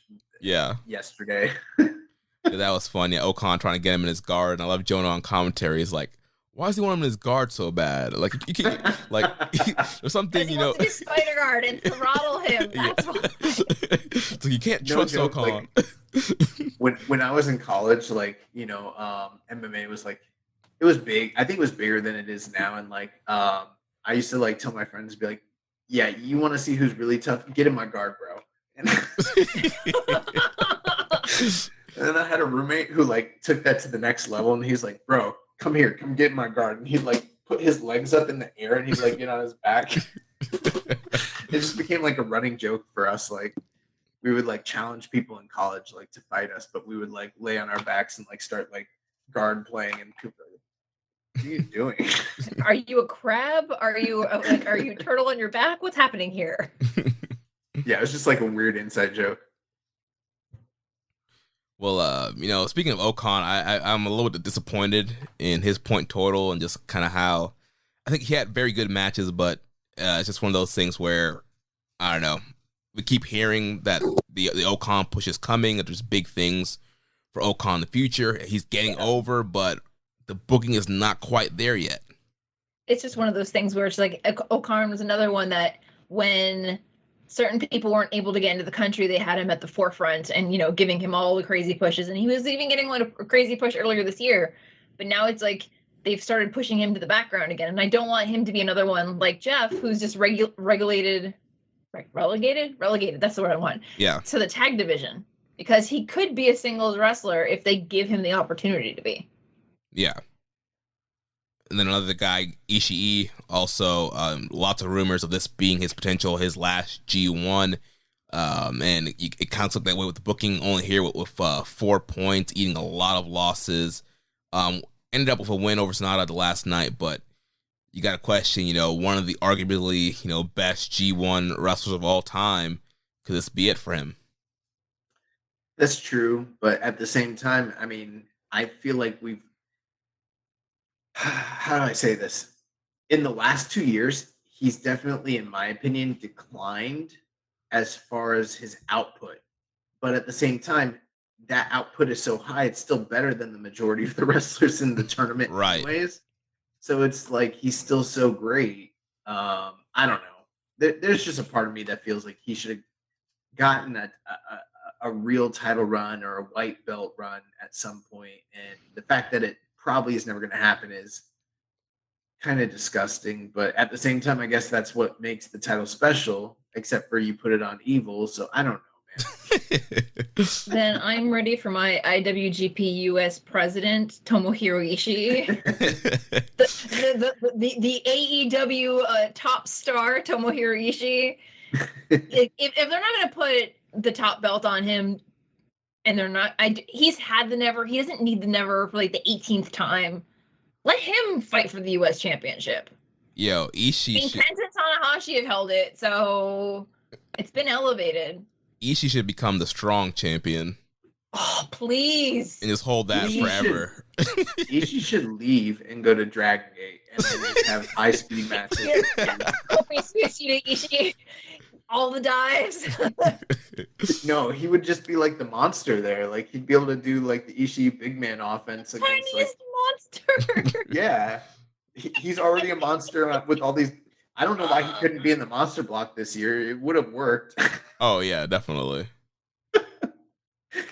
Oh man. Also, one last thought about the B block. What the fuck is going on with Sonata's facial hair? Like, who told him it was a good idea to go back to what he's doing? Like, he was ugly for so long, and then he became handsome again. Now he's ugly again. Like, I don't know why he insists on bleaching his beard. I was okay when he grew the blonde, put the blonde back in. That's fine. Like he did platinum for a while, it didn't work. But the blonde, I'm fine with. But the beard, no. It's like between his blonde beard and Jay's patchy, scraggly beard. I just want to hold them both down and shave them. I can't stand either of those beards. It's not just the fact that he has the blonde and the beard, that's part of it, but it's also the fact that he's not grooming this beard in any way. Like, man's just living wild. He looks like a blonde Ewok. Like, what? But for a man who's so fashion forward, you would think that he would be like super like S tier, grooming all the things, and he's not. Like, I want to fight his colorist. Like, who let him dye that beard like that? No. Where's his barber? All right, so we have a question here from Hawaiian Punch BV. It says, while watching the Taichi Tama match, I can't help but think of a major plot hole. Why didn't the Eagles just take Tama straight to the top of the G1? Also, Samwise Gamgee or Jado? Do you guys get that question? No, I'm a little bit confused. It's a Lord of the Rings reference. It's a Lord of the Rings question. It's stupid. Oh, is he saying the Iron Fingers is like precious or something? No. So like, there's a plot hole in Lord of the Rings where like they send Frodo to take the ring to Mordor to drop it into the volcano or whatever. But they could have just had the Eagles that come and keep bailing them out all throughout the movie. Like, why didn't they just like have those Eagles carry them to Mordor and then just have them drop the fucking ring in the, it could have been over in like 30 minutes, basically. Like, it didn't have to be 3 movies. Oh man. I don't know why he's asking this about Tama and Taichi, but okay. Unless they're supposed to take the Iron Fingers and drop them into a volcano somewhere. Hey, maybe that is what he was thinking. Like, it is like the precious. Maybe you were on the same wavelength there, Jeremy. But it's I'm picking Samwise or Jado. I'm more of a Mary and Pip girl, honestly. All right, moving on to the C block here. So we have Tetsuya Naito, like we mentioned, coming in the top with 8 points, tie with Zack Sabre Jr., also with 8 points. Then we had Hiroshi Tanahashi and Hiroki Goto, Kenta and Evil, all coming in with 6 points. And then Aaron Hanare coming down, holding the block down with 2 points. I feel like Hanare could have had one more win in this block. I feel bad for him because he's at the dead bottom with like 1 win. Yeah. You were complaining earlier about them giving too much to these guys. Okay, I'm right there with you. We don't want to spoil Hanare. We need to set some boundaries for him. Okay, he gets one It's win. been 6 years, man. Like he's waited. He's done his time. No, 6 years. He gets 1 win in the G1. Next year, I don't know. Maybe he'll get 2. I don't know. We'll see.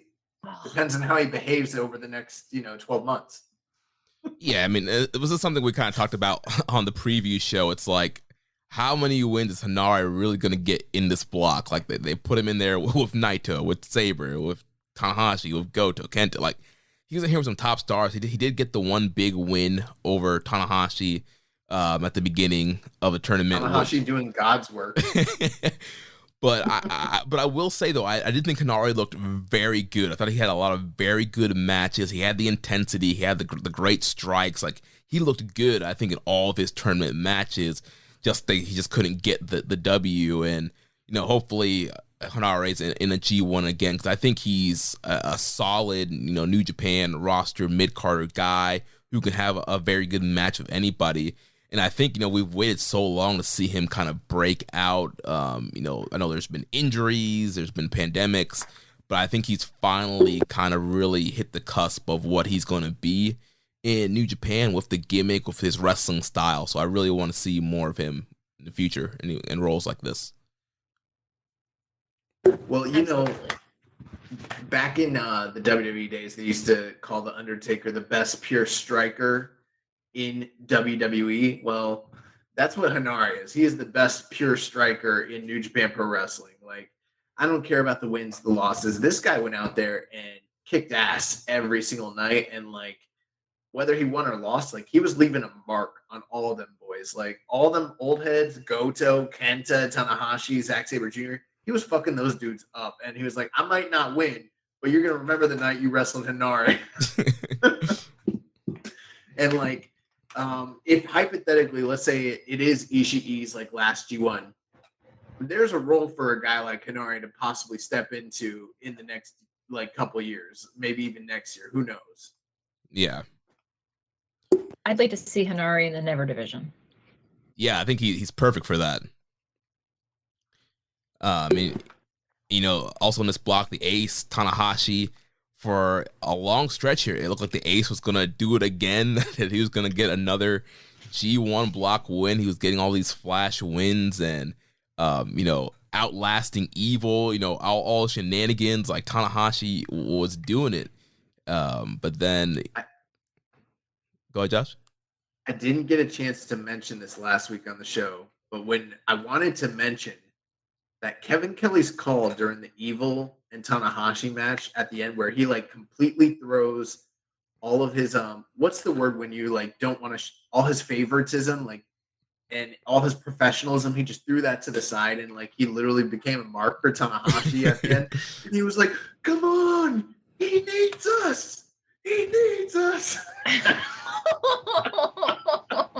And I was like, sometimes it'd be like that, man. It's one of the greatest calls in the history of New Japan. Like, since I've been watching New Japan in English, I can't remember a call that I liked that much, where he's like, "He needs us." It felt like that Dragon Ball Z moment where we all need to lift our hands and just, That is literally what I was thinking. Give our energy like for Spirit Bomb. Give me your energy. Yeah, when we left the show last week, Tanahashi, I think, was either leading the block, close to leading the block, and then, he faltered down the stretch. And, Kenta beat that ass like I knew he was going to. And you know what? As much as I'm a big fan of as much as Tanahashi's like my favorite New Japan guy, I was rooting for Kenta to like get that comeuppance. Like he took months off this man's career, maybe years, who knows, like long term, and like he's got marks on his body. Like he need to get his win back, and he did. When they pulled out that table, I was like, "No, we're not doing this again, guys. We did this in January. Both of you have supposedly learned your lesson that we're not supposed to do this. Men in your 40s, stop." And then he just takes the table and just says, "You know what? Forget it. We're not gonna do a power bomb. We're not gonna do a suplex. I'm just gonna pick the table up and belt you in the face with it." And those tables, like the table just like bounced off of Tanahashi's head. And I'm like, "Why? Protect your noggin, sir. Like the hair, the face. I like the aesthetic. Like, try to keep it on one piece, please." Yeah, that was a crazy matchup there, and I thought Kenta, he was going for blood. He was trying to get revenge from Wrestle Kingdom. He was going to mess the ace up, and he tried that. He brought the table out. He didn't put Tana through the table. He did throw it at his face. So, Kenta able to get a little bit of revenge there on Tanahashi from the G1. Also, Kenta did a great job of promoting his book for this tour. Yes, he did. Also, I hate how much of a back order that book is on. You can't get it anywhere. I'm so salty. Okay, as much as you hate it, like you hate that because you could hypothetically actually read it and understand it.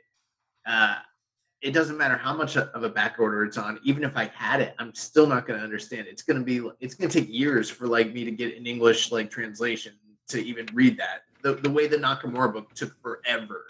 So for me, it's like half a decade away.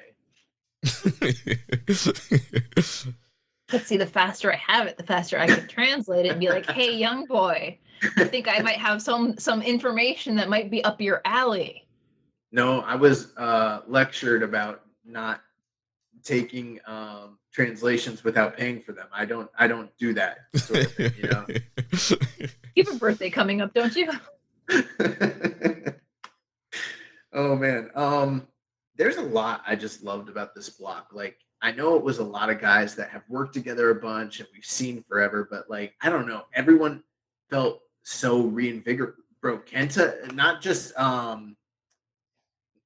like you mentioned, he did great with the book, but you know what he did great in this tournament? Slap the fuck out of people in like multiples. He was just like bah, bah, bah, bah, and then he would drop people and just hit him with a knee. Like, Kenta's always been good in New Japan, but like, I don't know. This felt like the most, even though like the point totals don't tell a story of like, okay, the reinvigoration of Kenta, but like this felt like Kenta from Noah just coming in and just hurting people and not caring anymore. this is a far cry from Hideo Itami, and this isn't even like the Kenta that came back in 2019. Like, this is a guy who I think maybe is realizing, like, maybe I shouldn't be doing death matches, and maybe I don't need to keep up with this New Japan style. Maybe I should just kick and punch and elbow and fuck people up, because like that's what he's doing, and it's kind of awesome. One of the things I liked from his Tanahashi match is, like, I always get really bitter about like the voluminous number of rough bumps that Red Shoes apparently likes that he enjoys taking. Yeah. But when he ducked and Tanahashi just swatted Red Shoes across the ring, I was like, oh my God.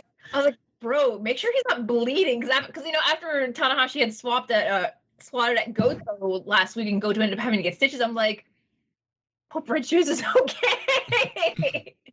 But it's one of those things, like with Kenta, it's just like, this is the Kenta that I think while he was out, he had to reevaluate his fight style and reevaluate how he's going to move forward if he wants to continue having a long career.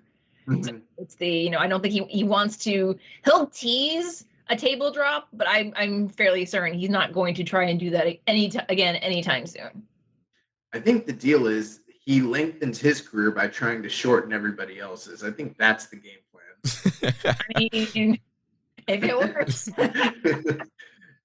This block might actually, if you think about it in hindsight, it wasn't labeled this way. We never talked about it. But now that I'm looking at it and just looking at the totality of what occurred, this is the never block. Even like Tanahashi, bro, he like bloodied the fuck out of Goto in their match. Like, oh, yeah, that palm strike. Yeah, Zach, the only person who wasn't having like never wars was probably Naito. Everybody else, including Evil, like was out there swinging. You know what I'm saying? I think they were just trying to keep Naito in the tournament. Like, they were all like intentionally letting him just do what he does so he can finish the G1 this year. Yeah. Right. Yeah, but overall, I did think Naito had a very good tournament. Had a lot of really solid matchups all throughout the tournament.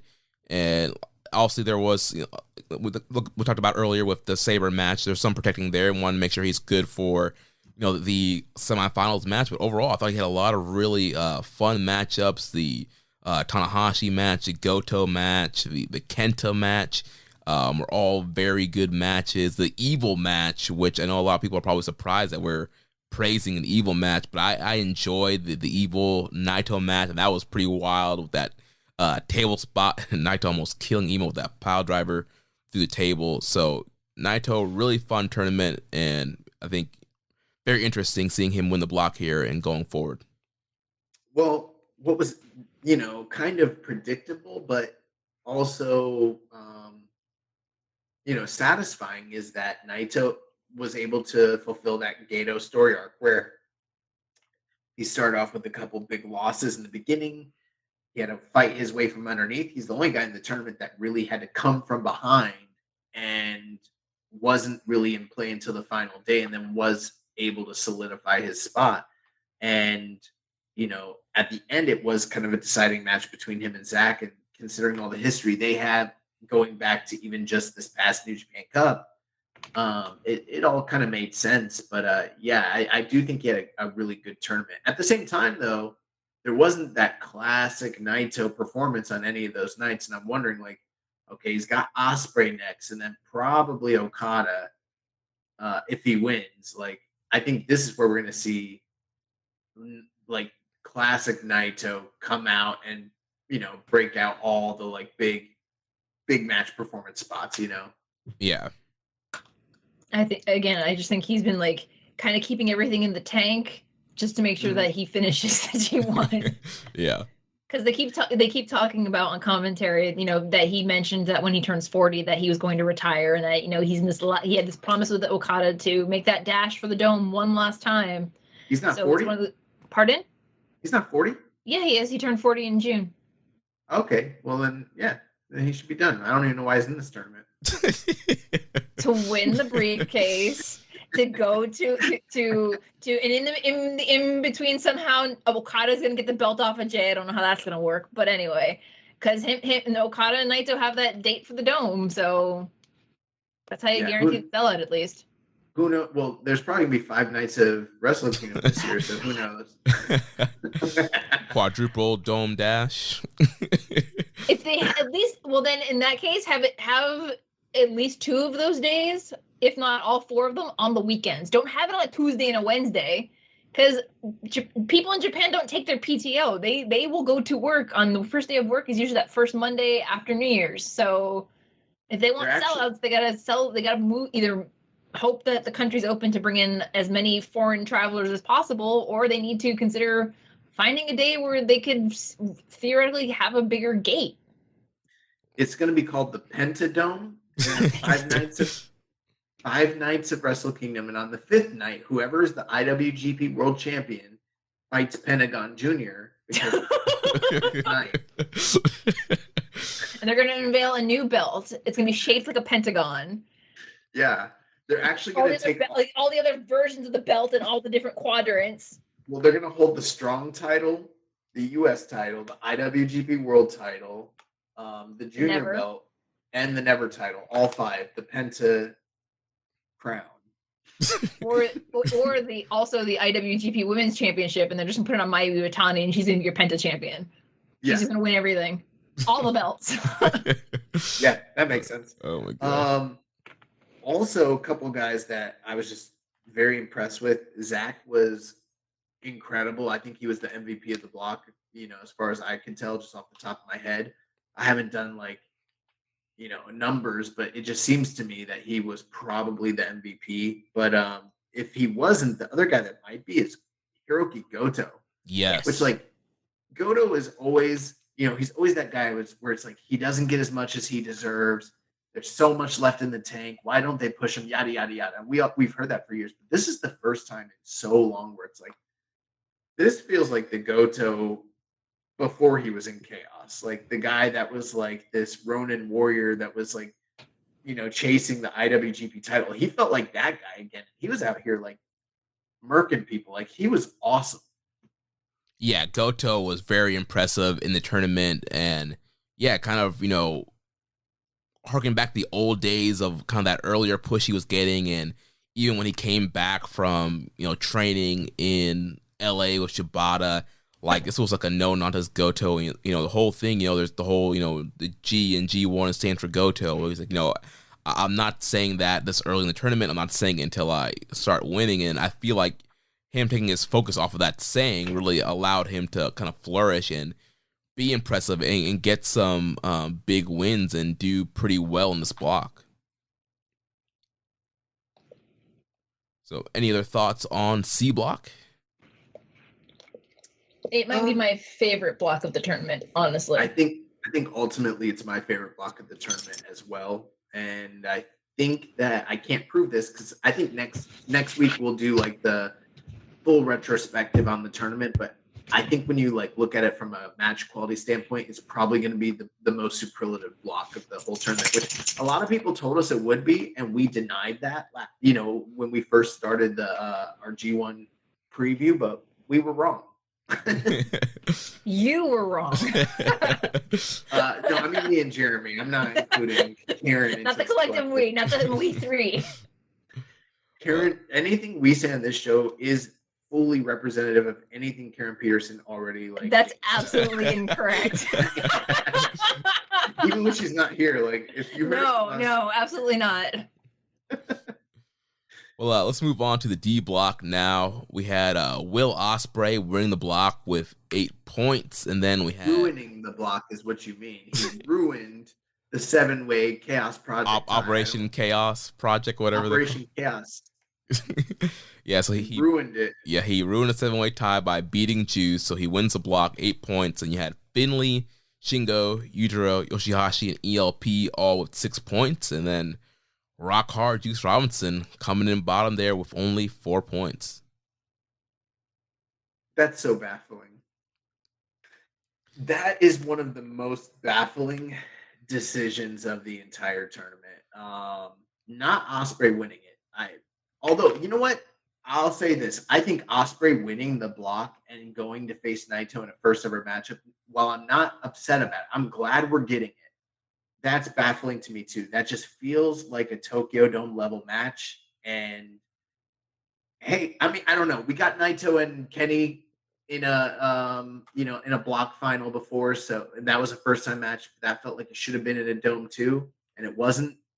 So maybe, I don't know, maybe they're trying to recapture some of that magic and do the same thing here. But I was kind of surprised by that it wasn't Shingo and him.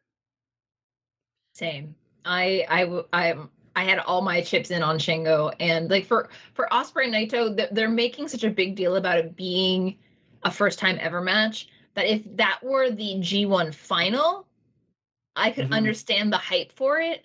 Or if it was like, a Dominion main event or a Tokyo Dome show match, that I would get. But for like the D block, I mean, for the semifinal, I guess. But for me, like the bigger money match is the story of Naito having to fight his own his own people, which he doesn't get to do that often. So, I mean, I figured Ospreay was going to come out on top, even though I was pulling for Yoshihashi and David Finlay, because they both had very strong showings in this G1 with a lot of crucial wins over Shingo and Ospreay.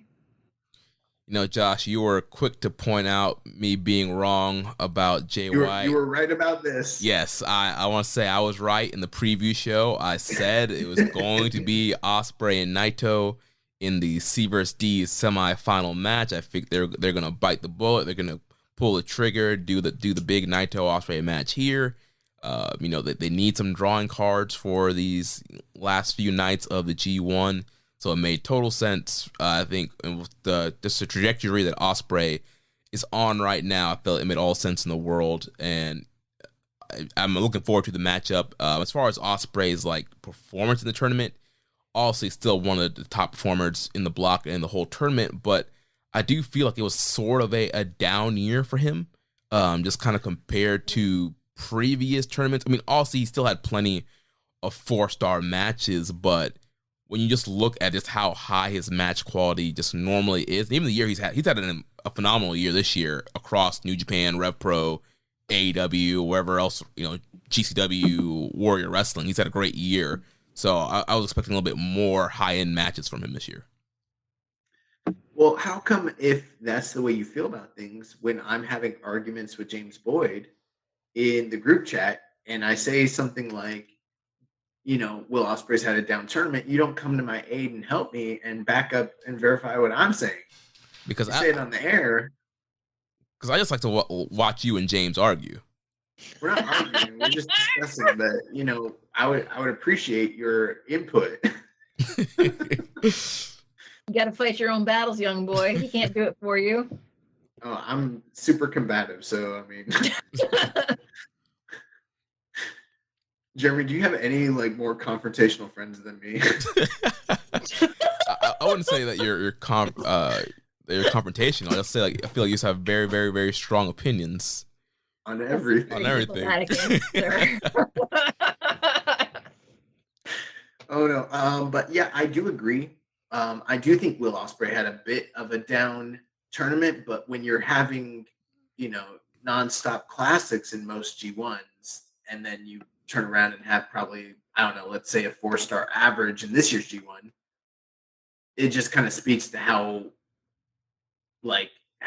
superlative your tournaments typically are. Of course, I think the high mark for me so far in the tournament has been him and Shingo. I think that was still, even this week, the best match of the tournament. So that's great. But it did feel weird. Ospreay was sort of in limbo. He, going into the final night was poised to be on a 3-3 record if he didn't win. And being the US/UK champion, that seemed kind of weird. The fact that him and Juice came in with all this heat at the beginning of the tournament, and then they watered it down between the start of the tournament and the time it actually happened, and how convoluted the whole US title scene seemed between him and, I don't know, the booking of this block was very strange to me, to say the least. And I mean, I guess it makes sense that Will ended up being the final guy, but the way they got there was kind of weird. I don't know. Yeah, I totally agree with you. The booking was very weird in this block, especially because, I mean, maybe they're just trying to throw us off a scent, because I think from day one we were all like, this is the Osprey Shingo block. Like, these two guys are going to be the last two guys.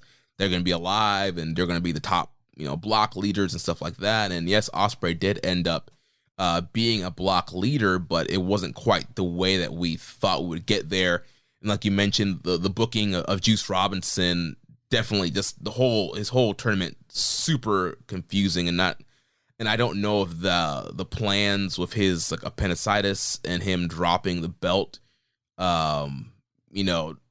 messed up what they were planning for this tournament. But what the fuck is going on with this? Why is he got 4 points and why is he at the bottom of the block? This makes no sense. Yeah, with this whole new push and the whole Rock Hard gimmick turning heel, being Bullet Club, feuding with Osprey and stealing the belt. But not really. Yeah, like the feud's over. Like, Osprey beat this man, got the belt back again.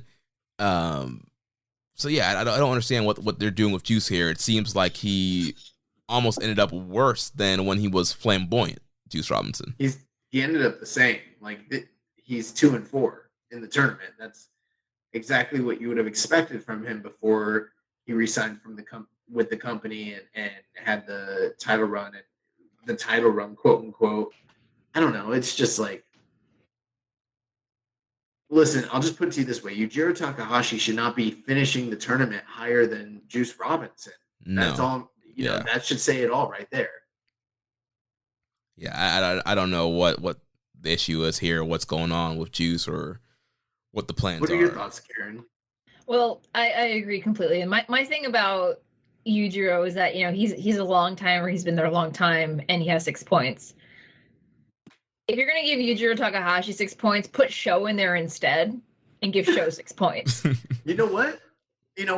I'm in favor of that.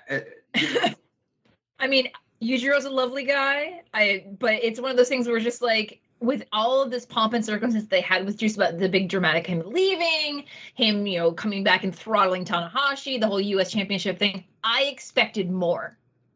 Yeah. I mean, I was pleasantly surprised that they entrusted David Finlay this tournament, in his first tournament since joining finally graduating 7 years ago, and he's been waiting. But Phantasmo is a debutant in this tournament, and he had a better G1 than Juice has, and Juice has been in the tournament for years now. It just doesn't make the math doesn't make sense to me. Juice went from beating Tanahashi, Osprey, and Moxley in the same night to coming in the bottom of the block of a G1 below Yujiro Takahashi, below Yoshihashi. Like, and I love Yoshihashi, but he had a good tournament. Yoshihashi had a great tournament, but from a kayfabe perspective, Juice Robinson should be finishing before Yujiro, before Yoshihashi, before ELP. Yeah, very, very interesting, the whole Juice conundrum. Now, they did take the title. So, for people maybe that you're not caught up, Juice was originally the U.S. champion. He had to drop the belt due to appendicitis. In the interim, Will Ospreay ended up winning that belt. But Juice never actually gave them the physical title. So he came into the tournament with the physical belt. And he was making the claim that I never lost this title in the ring. I'm still the real champion. Well, in the midst of the tournament, he loses a singles match to David Finlay, his former partner. David Finlay takes physical possession of the belt. And the whole thing with Juice and Will Ospreay facing off on the final night to determine who's the real champion is kind of out the window. Well, in between all that, Will Ospreay does end up defeating David Finlay. Or no, he loses to David Finlay, but David Finlay gives him the belt back. And on the second to last night, on the undercard, Juice Robinson and the Bullet Club, they jump Will Ospreay and United Empire members. They take possession of the belt back. So they kind of retconned everything and still had Juice come in with the belt anyways. And then he still lost. So how we on the show, there have been many times where I've been like, yo's a hoe. Juice Robinson's a hoe, bro. Like, he got hoed this entire tournament. He dropped more losses than anybody else in the tournament. Like, he's clearly not the U.S. champion. I don't even think he should be in the conversation for being able to get another title shot for who knows how long. I don't know what's going on. It's weird. Yeah, it's just one of those things where I had very high expectations for what they were doing with Juice, and then the interesting thing is that Ospreay is now in the position that Shingo was last year when Shingo was world champion, because Ospreay had to vacate the title, but he kept his title and went home, and he'd had this whole 6-month story arc where he was refusing to be in the G1, fighting Young Lions, defending his title, which led to Wrestle Kingdom. They're not going to put the U.S. Championship at the headline of Wrestle Kingdom. So I don't know if they're fixing to sort all of this out in the next 72 hours, or if this is going to lead into either the U.S. shows in September or Burning Spirit, Fighting Spirit, whatever they're doing, the next U.S. strong set of tapings are. Yeah, I mean, hopefully they do something, because this is the U.S. title, we've talked about it pretty much every week. Like, that belt just needs something, and it seems like they've been trying to get a stable champion, do something cool for it, and then there's been injuries and sicknesses and all kinds of stuff that's been happening with that belt, and now you have this a cursed title. You have the whole, it's very cursed. The whole hot potato thing now, and people stealing the belt, and the champion not having the belt. It's a whole hot mess, and so I hope going forward this can kind of get cleared up. I want to talk about El Phantasmo. He defeated Shingo Takagi today, and that was the win that basically disqualified Shingo from potentially winning the block. During the post-match commentary today, El Phantasmo has announced that he is officially a heavyweight, coming off that win over former world champion Shingo Takagi. So, I mean, this is a guy that last week only had 2 points. Didn't look, I mean, he still had matches ahead of him, but didn't look like he had a shot, and was basically alive going into the final night. Ended up 3-3, and had things shooken out a different way, he might have wound up in that 7-way tie scenario. But beyond that, ELP was like really impressive to me, especially like that Shingo match. There was one sequence where it was like dive to the outside, roll back in, up to the ropes, Asai moonsault, roll back in, boom, boom. Like, he was just doing like flip after flip after flip after flip. And like, I know that like some people are like, oh, I don't like spot fest, but there's a certain point where like when someone's doing that many spots on that sort of level with that sort of proficiency, like just boom, boom, boom, boom, boom, boom, boom, and that timing, it's just like, this guy's a fucking freak when it comes to athletics. Like, what are we looking at here? Like, he might, like, low key, I know he's always been like a great high flyer, but like, is ELP the best like aerialist in all of like New Japan and maybe wrestling right now, that like I didn't realize it? I think he leans so heavily into the heel shtick that you forget that he's a quality wrestler. Like, seeing him in this G1 specifically, it reminded me of ELP and Rev Pro and the UK scene before he got signed. Because he was fighting openweight, he was fighting heavyweights, he was fighting everybody, and he was doing the things that got him signed. And he like dialed down the heel, the goofy shtick stuff. So it like, I think also with the recent acquisitions of Ace Austin and Chris Bay over the last 2 years, Bullet Club has so many juniors now. They have 5. They don't need 5. Well, they got Gato. The only thing that makes Geto a junior is his height. Let's be honest. Junior. His height. But it's one of those things where it's just like, if he's graduated to the heavyweight class, good for him. I mean, after this G1, I don't see, even though he never held the singles heavyweight championship for the juniors, he is a multiple time, Super J Cup winner. He's been a tag champion like 4 or 5 times. Like, there isn't really anything else for him to do in the junior division. I say that, well, I mean, I also said that about Kushida, and guess where Kushida is. But anyway, I think people got reminded of who ELP was during this tournament, and I found him refreshing. Or this version of ELP to be refreshing. Yeah, I thought he was a great addition into the tournament. Majority of his matches were, like you guys mentioned, very go, doing all the high spots. Only the juice match at the very beginning was pretty much the only match that kind of had the ha-ha kind of Bull Club stuff. But that match turned violent very quickly. But yeah, ELP, I thought he was great. I think he's going to be a great addition to the heavyweight division. And yeah, just really proving why he should be a heavyweight. And I think going forward, I think it's going to shake some things up in Bull Club, because now, like you mentioned, there's a lot of juniors, also a whole lot of heavyweights. So seeing if he's going to remain in that Bull Club, because you mentioned prior when he was in Rev Pro, he was a face when he first got recognized by New Japan. So could we be seeing a slow turn eventually? But whatever it is, I feel like Jay would turn before ELP would at this rate. Let's be honest. Listen, I can't prove this, but I just believe it in my heart of hearts. I think Yoshihashi might be the MVP of D Block. Let's go! Let's go! And if he's not, we're talking about like margins of percentage points when it comes to like match quality. Like, we're talking about Yoshihashi being in the same conversation as top performer as ELP, Shingo Takagi, and Will Ospreay. And I think he might there might be an argument he is the top performer of the D Block. Absolutely. Yeah, Yoshihashi was just that constant, just solid dude. Every match is going out there, going his hardest, even with the shoulder injury being all taped up. This man was still out here throwing the hardest chops in the whole tournament. Like you mentioned, Josh, that Western Lariat, knocking people's heads off with that, drilling people with the karma. Like, yeah, Yoshihashi was just running hard in this tournament. Oh, and he fucked up Dave Finlay's run. Yeah, he did. Yeah. Dave Finlay was like, oh, I'm gonna go into the last night and just skate walk into this, and Yoshihashi's like, hold this. Ow. Got that flash pin on him. That's another guy who I don't know. I feel kind of mixed on the whole David Finlay thing, like, because I don't know. I feel okay, so here's my thing.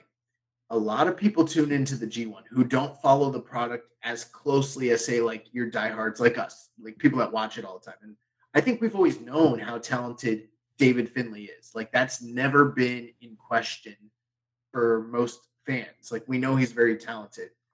And at the same time, him having 4-star level matches isn't really something that is moving the needle for me.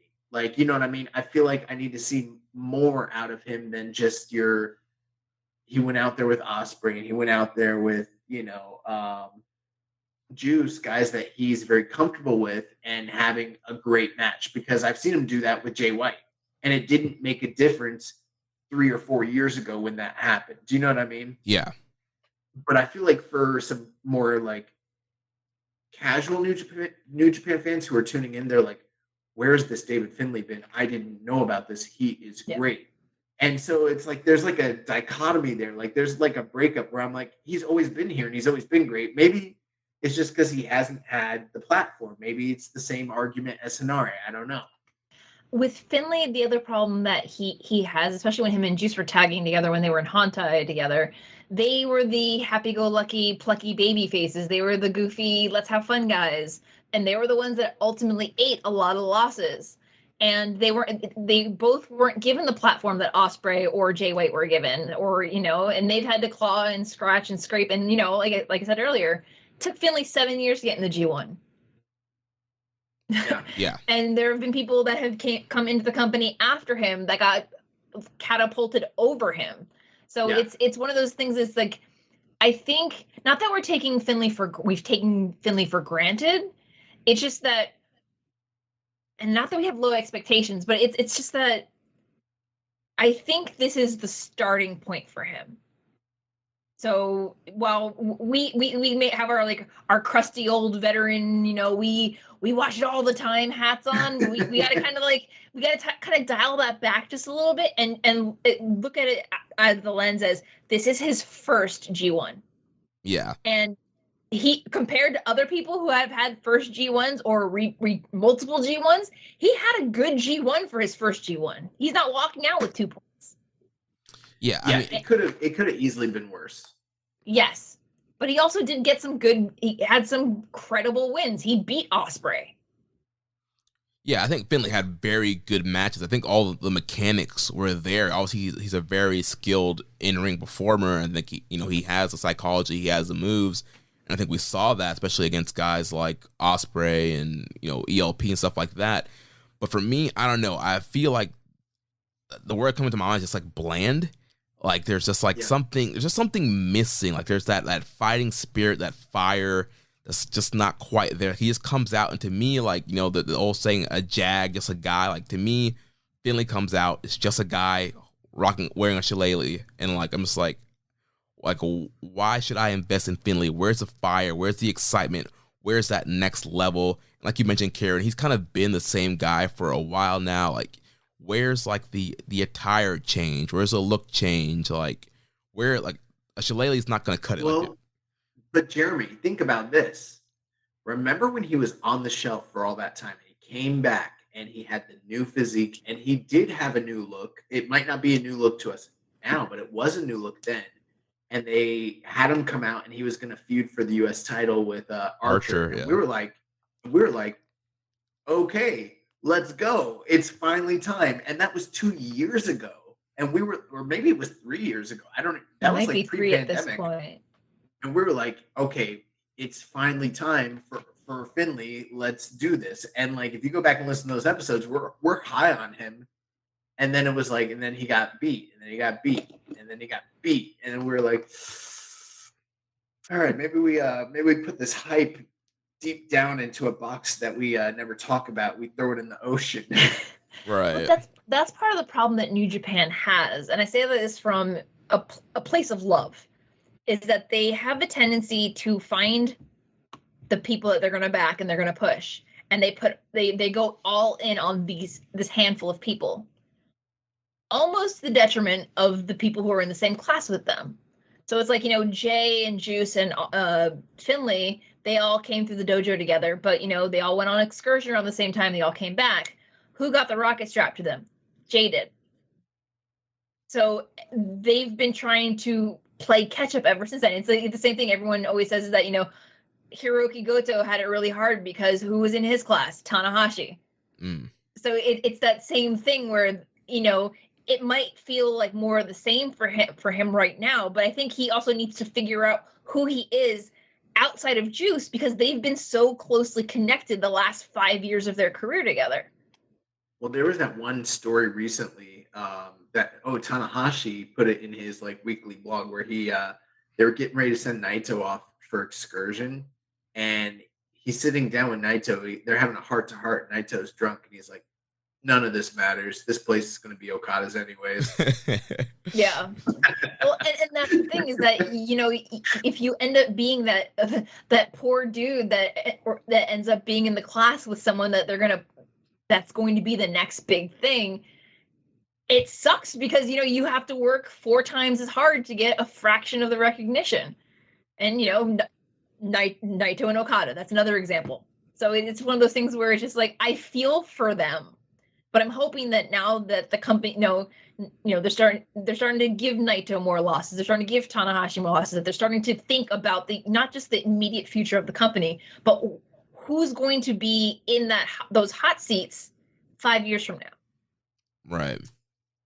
Well, the one good thing, he's got a title shot lined up for Ospreay down the road, and who better, if you're in the midst of a hot run, who better to be the foil to potentially maybe make you look good. So, I mean, there is that kind of hope there. Plus, like you guys mentioned, pretty big wins. I mean, when you're in a tournament and you're leading the block and you beat Shingo and Ospreay, that can't hurt, Right.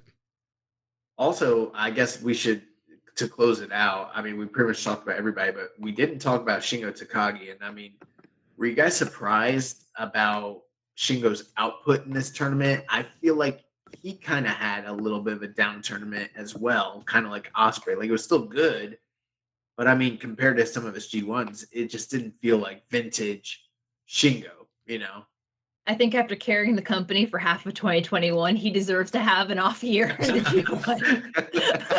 To be perfectly honest, it's fine. Shingo will be fine. Yeah. Oh, I believe he'll be fine. I mean, he's probably like a top 5 wrestler in the world, and maybe top, like, who knows, 20, 15 ever to ever do it. Yeah. I also think it's the having to deal with, 2 people who are debuting in the G1 in his block.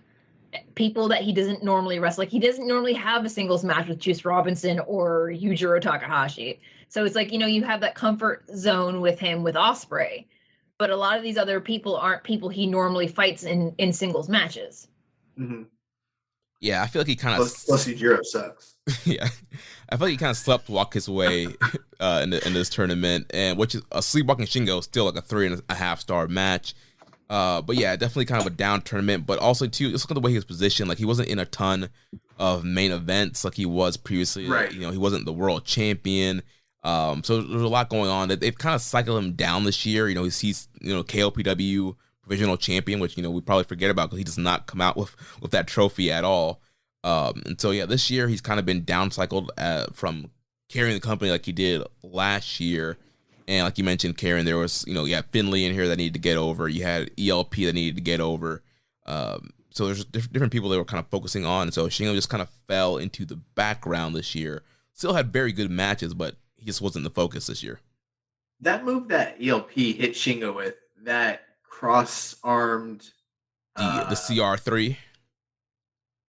Is that what that's called? I've never seen him do that move before. That's what he called it. I think it's in the pile driver, right? Yeah. Pile driver. Yeah, no, that's new apparently. And he said, I think either Kevin said it was the CR3 or ELP said afterwards it's the CR3. Yeah, he went up. The other one was called the CR2. Right. Yeah. After the match, he went over to Kevin. He's like, "That was a CR3, Kevin. CR3." Okay. I was like pressed for time, so I was kind of hitting the skip button, Yeah. But I was like, damn, like, in a way that was cool, but you're also kind of stealing like show's shit. So I'm glad someone's acknowledging it. I mean, is that not like when he does the shock arrow, but like the it's the precursor to the shock arrow, yeah. Cross-arm pile driver. Yeah. But it was still cool. I was like, oh god, like he beat this dude. Shingo wrestled in this G1 the way that Suzuki and Ishii wrestle in America. He's there to have a good time. Yeah. One other thing I liked about ELP and Shingo real quick is just the continuity from Forbidden Door. They were in that 6-man together, and Shingo pinned ELP in that 6-man, and so New Japan kind of weaving in what happened at Forbidden Door, and there was several talk about in their backstage promos about it also, and so ELP got some revenge here over Shingo from that loss at Forbidden Door. They should have sent Mr. Sting to sit ringside. Maybe Mr. Sting should have been in a G1 show up block. In the balcony somewhere. It's Sting! Oh my god, I would love Mr. Sting to be in a G1 block. I think he can do it. I think, dude. If you structure the matches properly to where he's not dying every night, and you give him like you give him like the Sting, like, whatever, like he can do it. As long as he's not jumping off shit, he'll be fine. But Sting loves jumping off stuff now, like. I know. Why? I hope he's got good insurance. That's all I'm saying. Karen, I know AEW is not like your top jam, but like you gotta appreciate Sting jumping off things in his 60s. I was at Revolution at the UCF arena, and that arena is where we have the graduation ceremony for the College of Medicine. So my friends were asking me, "Are you gonna jump off the balcony at commencement?" I'm like, "No." I'm like, "Yeah, we'll have 120 new doctors, but I don't want to make graduation about me. Thank you." Ever since Hiromu called him Mr. Sting, that's what I call Sting now. Very formal. Well, any other final thoughts on this D block before we move on to some of these questions here? It was a disappointment. D for disappointment? Really? Here's why. It was still great, but on paper, it just should have been a lot better. I thought that this was going to be like the blow-away block for all blowaways, and there were quite a few matches where I was like, that wasn't as good as I thought it should be. C block should not have outdone the D block. D block should have easily smoked C block, and it did. So that's my hot take. I feel like they had too many people to protect in D block, and that's the hard part. And they didn't protect the one person who needed protecting, which was Juice. It's not about the booking. It's about the work rate. it should have been better than C Block, and it just wasn't. C Block. I don't know. Yeah, I mean, we thought this was going to be, Osprey and Chingo having, 4-star factory of everybody. Every night. Look at the guys they're with. Look at how many, this was going to end. Juice? Come on, Juice is going to have classics. Dave Finlay is going to be, it just should have been an ELP. I just thought that this was going to be, kill every block. I literally thought it was going to be, that one block where you're damn. But it was still really good, but, C Block was the best block. Yeah. Let's answer some of these G1 questions here. First from Dark Soldier. With Juice being at the bottom of his block, lower than Yujiro, did New Japan pull a WWE on Juice, making promises they weren't going to keep? I'll admit, I'm probably exaggerating, but it's still questionable, the booking of Juice in this one. You got to let it play out.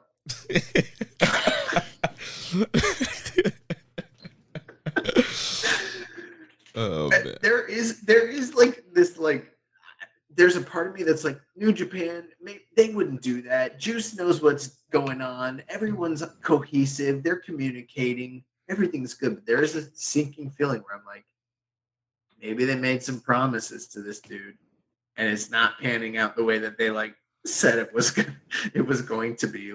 I don't know. Well, it started off, pretty hot, but right. Yeah, then things took a weird turn. Next question here from Being Bread is Fun. Are you in favor of the 7-way tie chaos in D block, or in favor of an outright points-based clear winner? The idea of a 7-way tie sounds fun, but if it comes down to a battle royal, what was the point of block competition? So this question probably came in before today's show. So how are you guys feeling about the potential of the 7-way tie in D block? I liked the looming possibility of it, but at the same time, it's, again, if we're going to go to a battle royal or, multiple runoff matches, again, what was the point of this entire block? I felt like it would have detracted, especially after, some people had a really good block and worked really, really hard in that block, and other people coasted in it, and it was just why should someone who's coasting, could you imagine going to a battle royal and Yujiro winning the block? Because then you could have had the no limit. That'd be horrible. There's a part of me that feels like what they should have done is a derivative of so before the G1, when there were multiple ties, and those did happen, they would do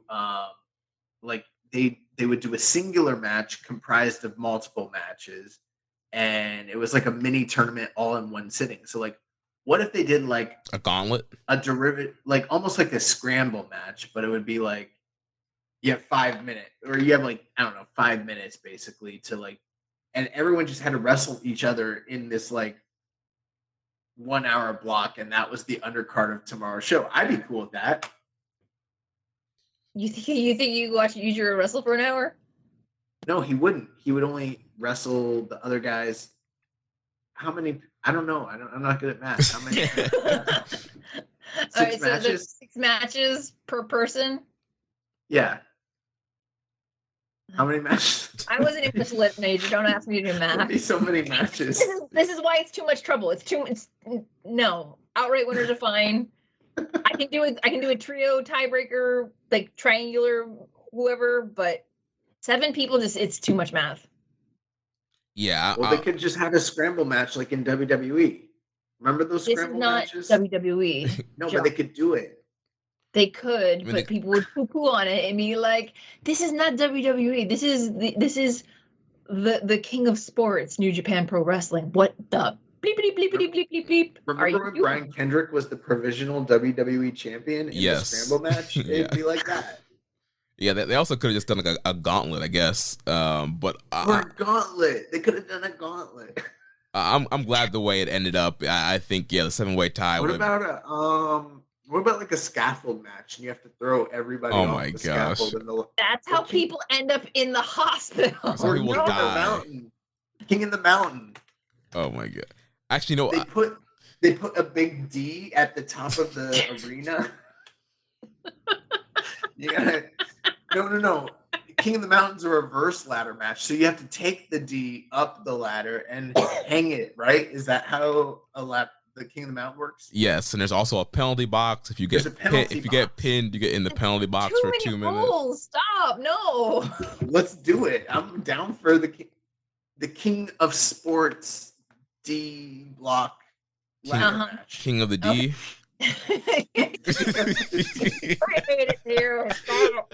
And the special guest referee would be Hiromu Takahashi. Yes, because he loves that. That's his deal. Oh my gosh! All right, moving on. Les Commission 7252. If Taichi and Cody were able to compete in the 2018 G1 Climax, who would you replace them with, and what block would they have been in?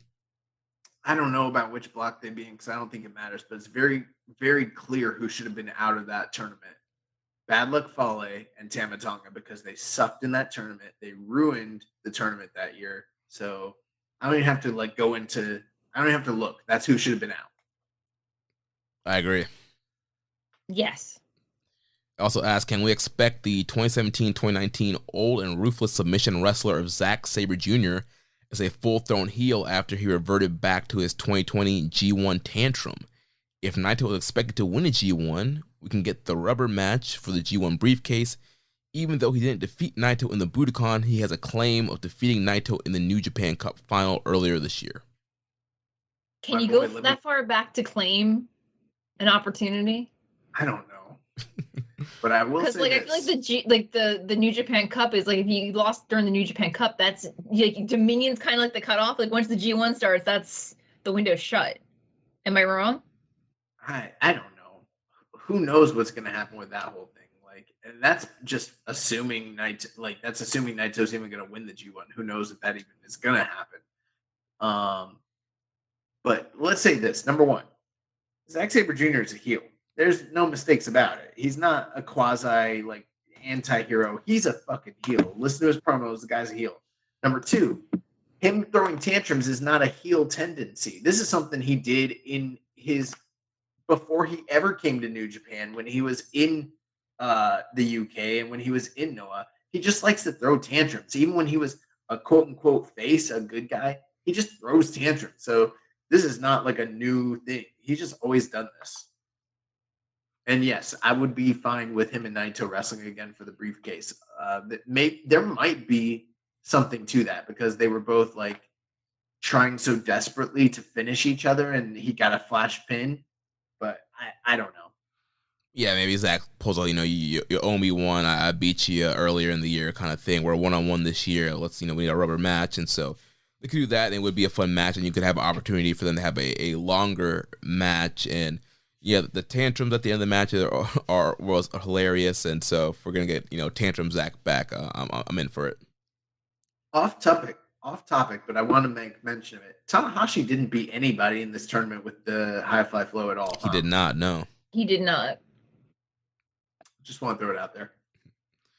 I also asked, since we're near the end of the G1, could you guys call this 4-block format a success? Following up that question, do you guys think New Japan will go with this format again next year due to either the reception being positive or how much wrestlers they can get next year to come to Japan if the pandemic is still a thing? I really couldn't speak to that. I mean, I can tell you from a fan perspective what my perceptions of it are, and I'm mixed. But I don't know what business looked like, and I don't know what the health of the wrestlers actually looked like when it came down to it. All that time off, that inactivity, maybe it was good, maybe it was bad, maybe they did big business. I don't know. I haven't broken all that down, and those are the things the company is really going to be looking at and paying attention to more than this podcast's opinion. So I don't know. My thing is that I liked this format for the past couple of years because that's what Noah uses for their N1 victory. So I was kind of excited when they switched to this format, largely because you have fewer matches and it's spread out a little bit more, but at the same time, I feel like the undercard of these shows, if you're someone who watches every single G1 show, you're going to think the undercard is exceptionally repetitive. But then I look at it from the perspective of the fans who are going to these shows. When they buy their tickets, they don't know which matches are going to be on their card. So it's not like you're going to have a whole card that has 12, like a Korakuen show that have 12 A block, B block matches. So it's one of those things where it's just I think they're trying to find the best balance. And if they keep using this format and they want to expand the field further, that's fine. But they also need to make the entire window of the G1 a little wider. Like trying to do this all in less than a month, it's a lot of wrestling. It's very exhausting. And it does make me wonder because, like Yoshihashi had his shoulder taped up more than he usually does. From what I gather, Kenta wearing the one tight leg over, instead of being just like his normal bare thighs, I feel like, he has a lot of tape that he's trying to hide. And, other people, like, they don't look as held together by tape at this point than they have in previous years. But at the same time, it's what's more profitable for the company? Well, is this format sustainable? Or is the guarantee of having, a larger, 2-block format, but then you have a lot more people that are going to be losing a lot of matches? Right, and I think an interesting point that Kevin Kelly mentioned, he was on Wrestling Observer Radio this week, and he was saying, some of the guys were saying it was kind of difficult to prepare for the tournament because, usually you're like, all right, I have X amount of singles matches in a row, so you train differently when you have, all right, singles match, then you're in the undercard one the next night, and you kind of know what your schedule is based off of that. But this year, the matches were so spread out. You would have a singles match, and then it would be a week or however many days before your next singles match. And so it's kind of hard to kind of get in that rhythm of preparing for all these singles matches when you have such a long time off in between. But I'm with you guys. I think we won't know if this is truly a success until we start seeing some of the business results. And I know there was a goal of tickets that they wanted to sell for G1 this year, and I believe it was up compared to last year at the beginning of the tournament. So I would assume that they probably did better business overall compared to last year. So from a business sense, that might be a success there. But I'm sure we'll have to see the final attendance numbers, the final gates, and all this stuff to kind of really figure out if it's a real success. I mean, from a fan standpoint, I think the only thing that I would kind of tweak is maybe just the people who are in it. I think if you have overall, you get rid of your Yujiros and your Fales and some of those lower card guys, Yano, and you put in, I mean, it doesn't have to be all AEW guys. You have a full locker room of Strong. There are guys in Rev Pro. There are guys in CMLL. Like Jeremy, there's juniors. Yeah, there are there's Hiromu Takahashi. There's people all up and down that you can pick. And yes, obviously the AEW Ring of Honor guys. Like there's so many talents that New Japan has access to right now. Heck, even Young Lions. Like there's so many people that they could put in over some of these, veteran guys. And if you're gonna phase out Ishii, then you definitely need to phase out Yujiro. You need to phase out Fale and get some, fresh young talent in this tournament. Put Shane Hayes in the G1 next year. Buddy Matthews. That Budokan Hall wasn't looking so packed today, if you know what I mean. But again, it's a weekday. That's the other problem, is that they're doing 3 days of Budokan on a Tuesday, Wednesday, Thursday. Yeah, it's about. If it was Thursday, Friday, Saturday, or Friday, Saturday, Sunday, I feel like the numbers would be much higher. They need to call out of work. They don't do that there. I know. Moving on to Rambone Slam Pig says, which, if any, of the block winners were the most surprising to you? Did the tournament mostly conform to your expectations, or was there anything that was a big shock? I know this is going to sound, I don't know, pretentious, but like we did a preview show and nothing surprised me here. I mean, even though I did pick Shingo to win D block, it was like a toss-up between him and Ospreay. Other than that, everything pretty much played out the way that I saw it, including the Tama Tonga win. Because if you go back to that episode, I was like, I think Tama Tonga is going to upset Jay White on the final night.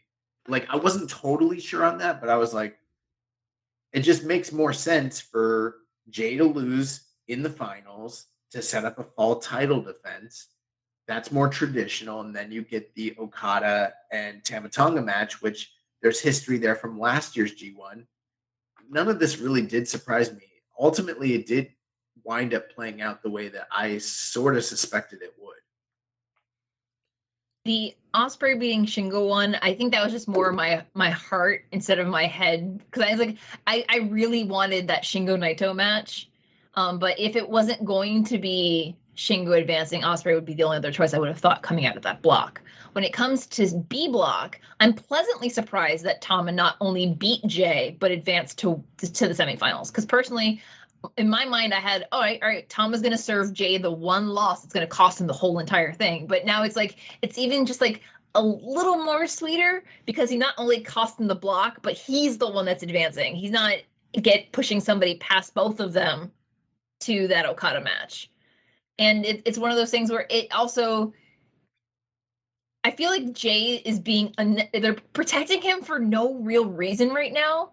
Like they're not setting up any credible contenders other than your usual suspects, your Naitos, your Okadas. Tama, that story's continuing. At some point, I feel like Evil's going to come out of the woodwork eventually. But other than that, it's like I keep waiting for them to start bringing some fresh competition for Jay, and I don't know who that's going to be. And not that I'm getting bored of Jay as champion, because I feel like he deserves to have a longer reign than he did previously. But I need to feel like there's some direction, and I don't necessarily know if they're giving me that direction yet. But yeah, Okada. I was again looked at the block and I knew, I'm like, Okada's at least going to the semis. But for me, it's like, yeah, I'm pleasantly surprised that some people got to advance, but by and large, it shook out just as much as I thought it was going to. A little sad about Sonata, but that's another rant for another day.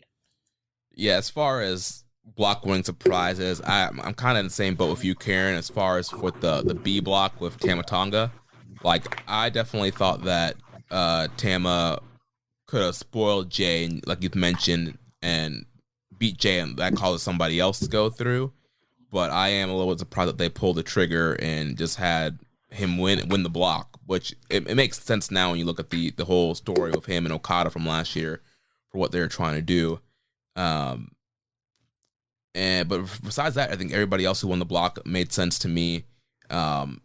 They just need to follow through on it now. That's my concern, because we've gotten this far, but follow through is consistently the problem when it's outside of your Naitos, your Okadas, your Ibushis, those S-tier talents that the company always leans on.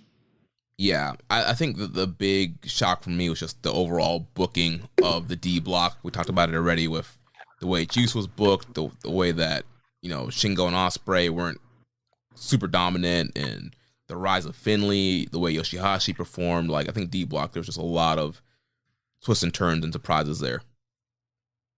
Yeah, I would agree with that. I think a lot of the surprises in the tournament weren't who won the blocks. It was the development within the confines of the story of the G1. Yeah. He also asked, what is next for ELP? Back to the junior division, or is he making a transition to heavyweight? He said he's heavyweight, so that probably means he's heavyweight. Yeah, I mean, he beat, the former IWGP World Heavyweight Champion. Like Karen said, the man who carried the company last year. I think, yeah, he's pretty much a heavyweight now. And his last question says, Naito versus Ospreay is a huge protected match for the semifinals. Who do you see winning? Is this possibly one of Naito's last runs to the top, given his age and injuries?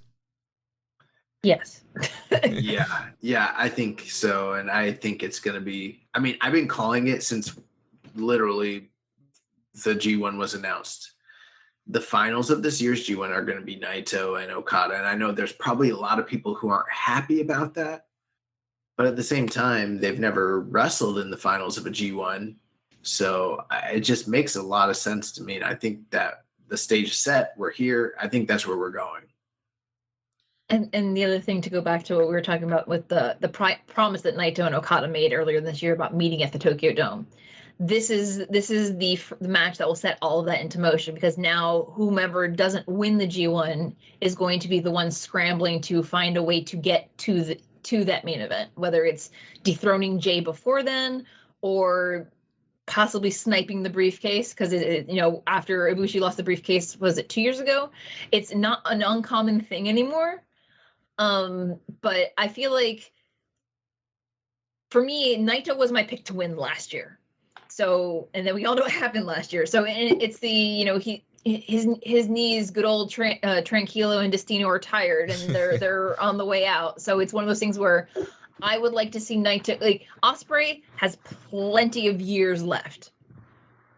But Naito being as transparent and clear about his desires of wanting to retire at within the next year or so, whether it's the truth or whether he's working all of us, who knows? I feel like I don't know if Naito has another G1 as we know him now. I don't know. It. Yeah. I feel like this is the last chance to get Naito to have a G1 victory on his terms, and one that he would be proud of. Yeah, I'd be really surprised if Ospreay were to beat Naito and Naito doesn't go into the finals. I think, like he says, it's kind of his last shot, his last big run to do that now, and so I think you got to kind of capitalize while he can still go. Like you mentioned, Josh, doing him and Okada in the finals, I think would be a big deal for their rivalry in the G1, and then giving him one more Dome main event for a title. He's never been the IWGP World Heavyweight champion, so him kind of chasing that and trying to capture that on his kind of last Twilight run. There's another thing too. I mean, if you think that this is a big match, which I think it is, between him and Ospreay, and you think they might do this in some other iteration down the line, there's no money in Ospreay winning right now, because if Ospreay wins right now and then Naito chases after him, like Naito's going to be older, he's going to be more broken down, and then you're going to see him beat him at Dontaku next year or in the New Japan Cup. I mean, it just doesn't make a lot of sense. But if Naito beats him now, then Ospreay has something to chase. He has a vendetta, and he's going to come after Naito next year or down the line, and he's going to get that win back. And do you want to see Naito get that win back against a younger, healthier, like Ospreay in a couple of years? Like, that doesn't make sense. The money is in the chase, and the chase is going to be Ospreay losing now, being tied up in the US scene, and then later he's going to beat Naito in a big way down the road, not now. So I'm pretty sure Ospreay is not going to the finals of this year's G1. Plus, like you mentioned, Josh, he's also the US champion. And I don't think it would make a ton of sense for him as US champion to go in the finals or even win the G1, because then you have him with the briefcase and the US title and defending both, and then he might lose the US title, so then he could go into the main event of the Dome for the world title, and then do you want the G1 winner losing his belt to somebody who... Well, Naito was the never champion that one time when he won the G1. But then that didn't help him. They lost the main event to Tanahashi and... throwing something at the wall is that, we do have Royal Quest coming up. So even if you want to talk about trying to reconcile a loss, theoretically, should Naito win the briefcase? Who is the British heavyweight champion of Rev Pro? That's true. Who could say belt versus briefcase main event in the UK?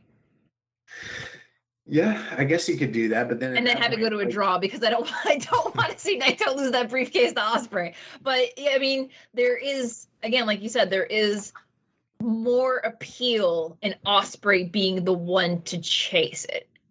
Yeah, definitely. Well, let's talk about tomorrow's card. We have the full card here. Karen, thanks for sending that link over. So I'll run through this card here. So show will open up. We're going to have Yoshihashi, Goto, and Tomohiro Ishii against Taka, Doki, Kanemaru, and Lance Archer.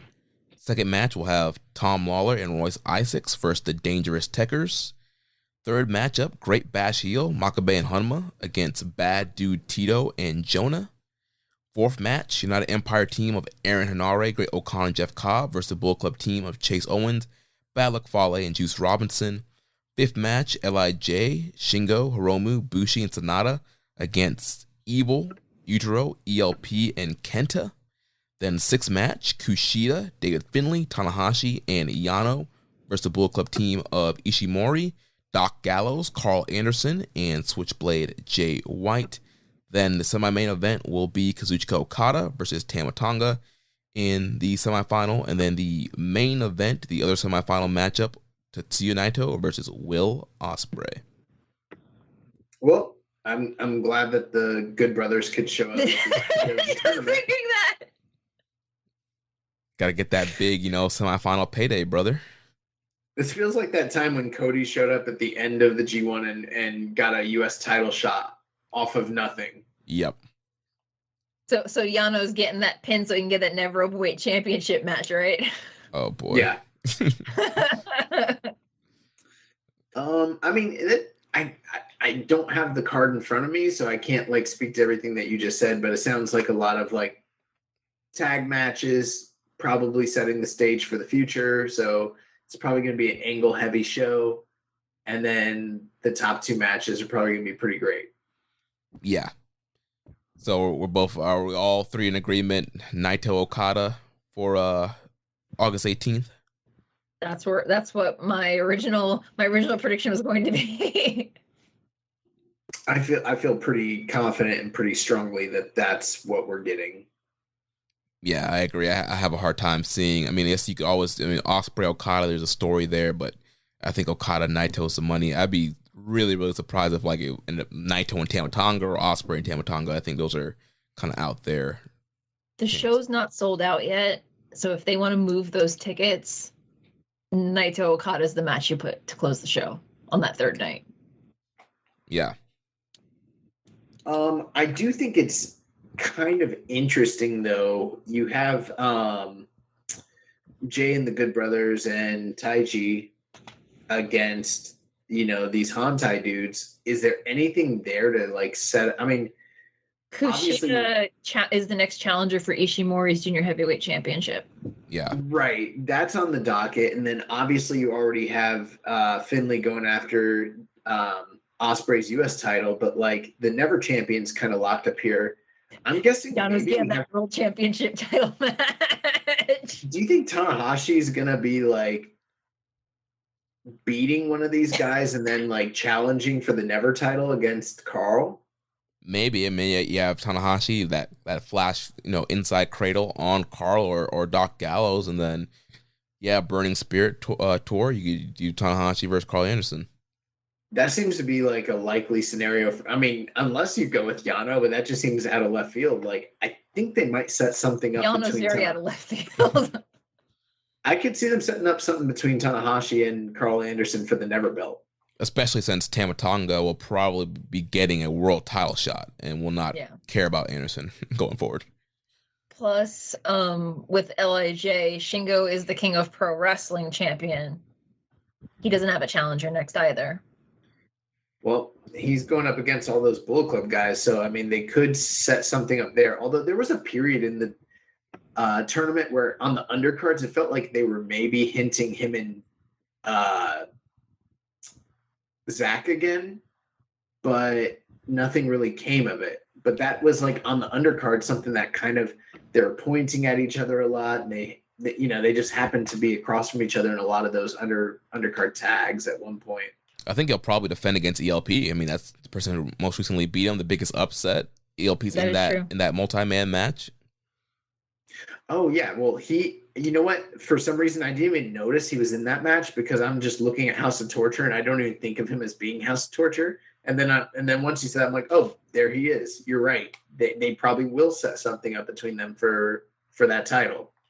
Yeah. And then the opening match has, I mean, you could easily have Chaos defend their Never 6-man against the combination of Doki, Kanemaru, and Lance Archer. I don't know.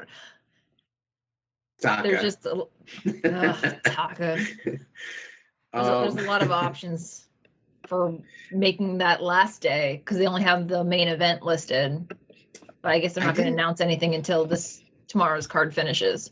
We don't talk about the undercards a lot during the G1, but there was an undercard tag where Zach and Tom Lawler were across from each other, and the wrestling they did against each other was incredible. So like the fact that we're getting Dangerous Techers against Team Filthy, like gives me hope. Like maybe there's something down the line for like Zach and Tom Lawler, because those guys they're so good together.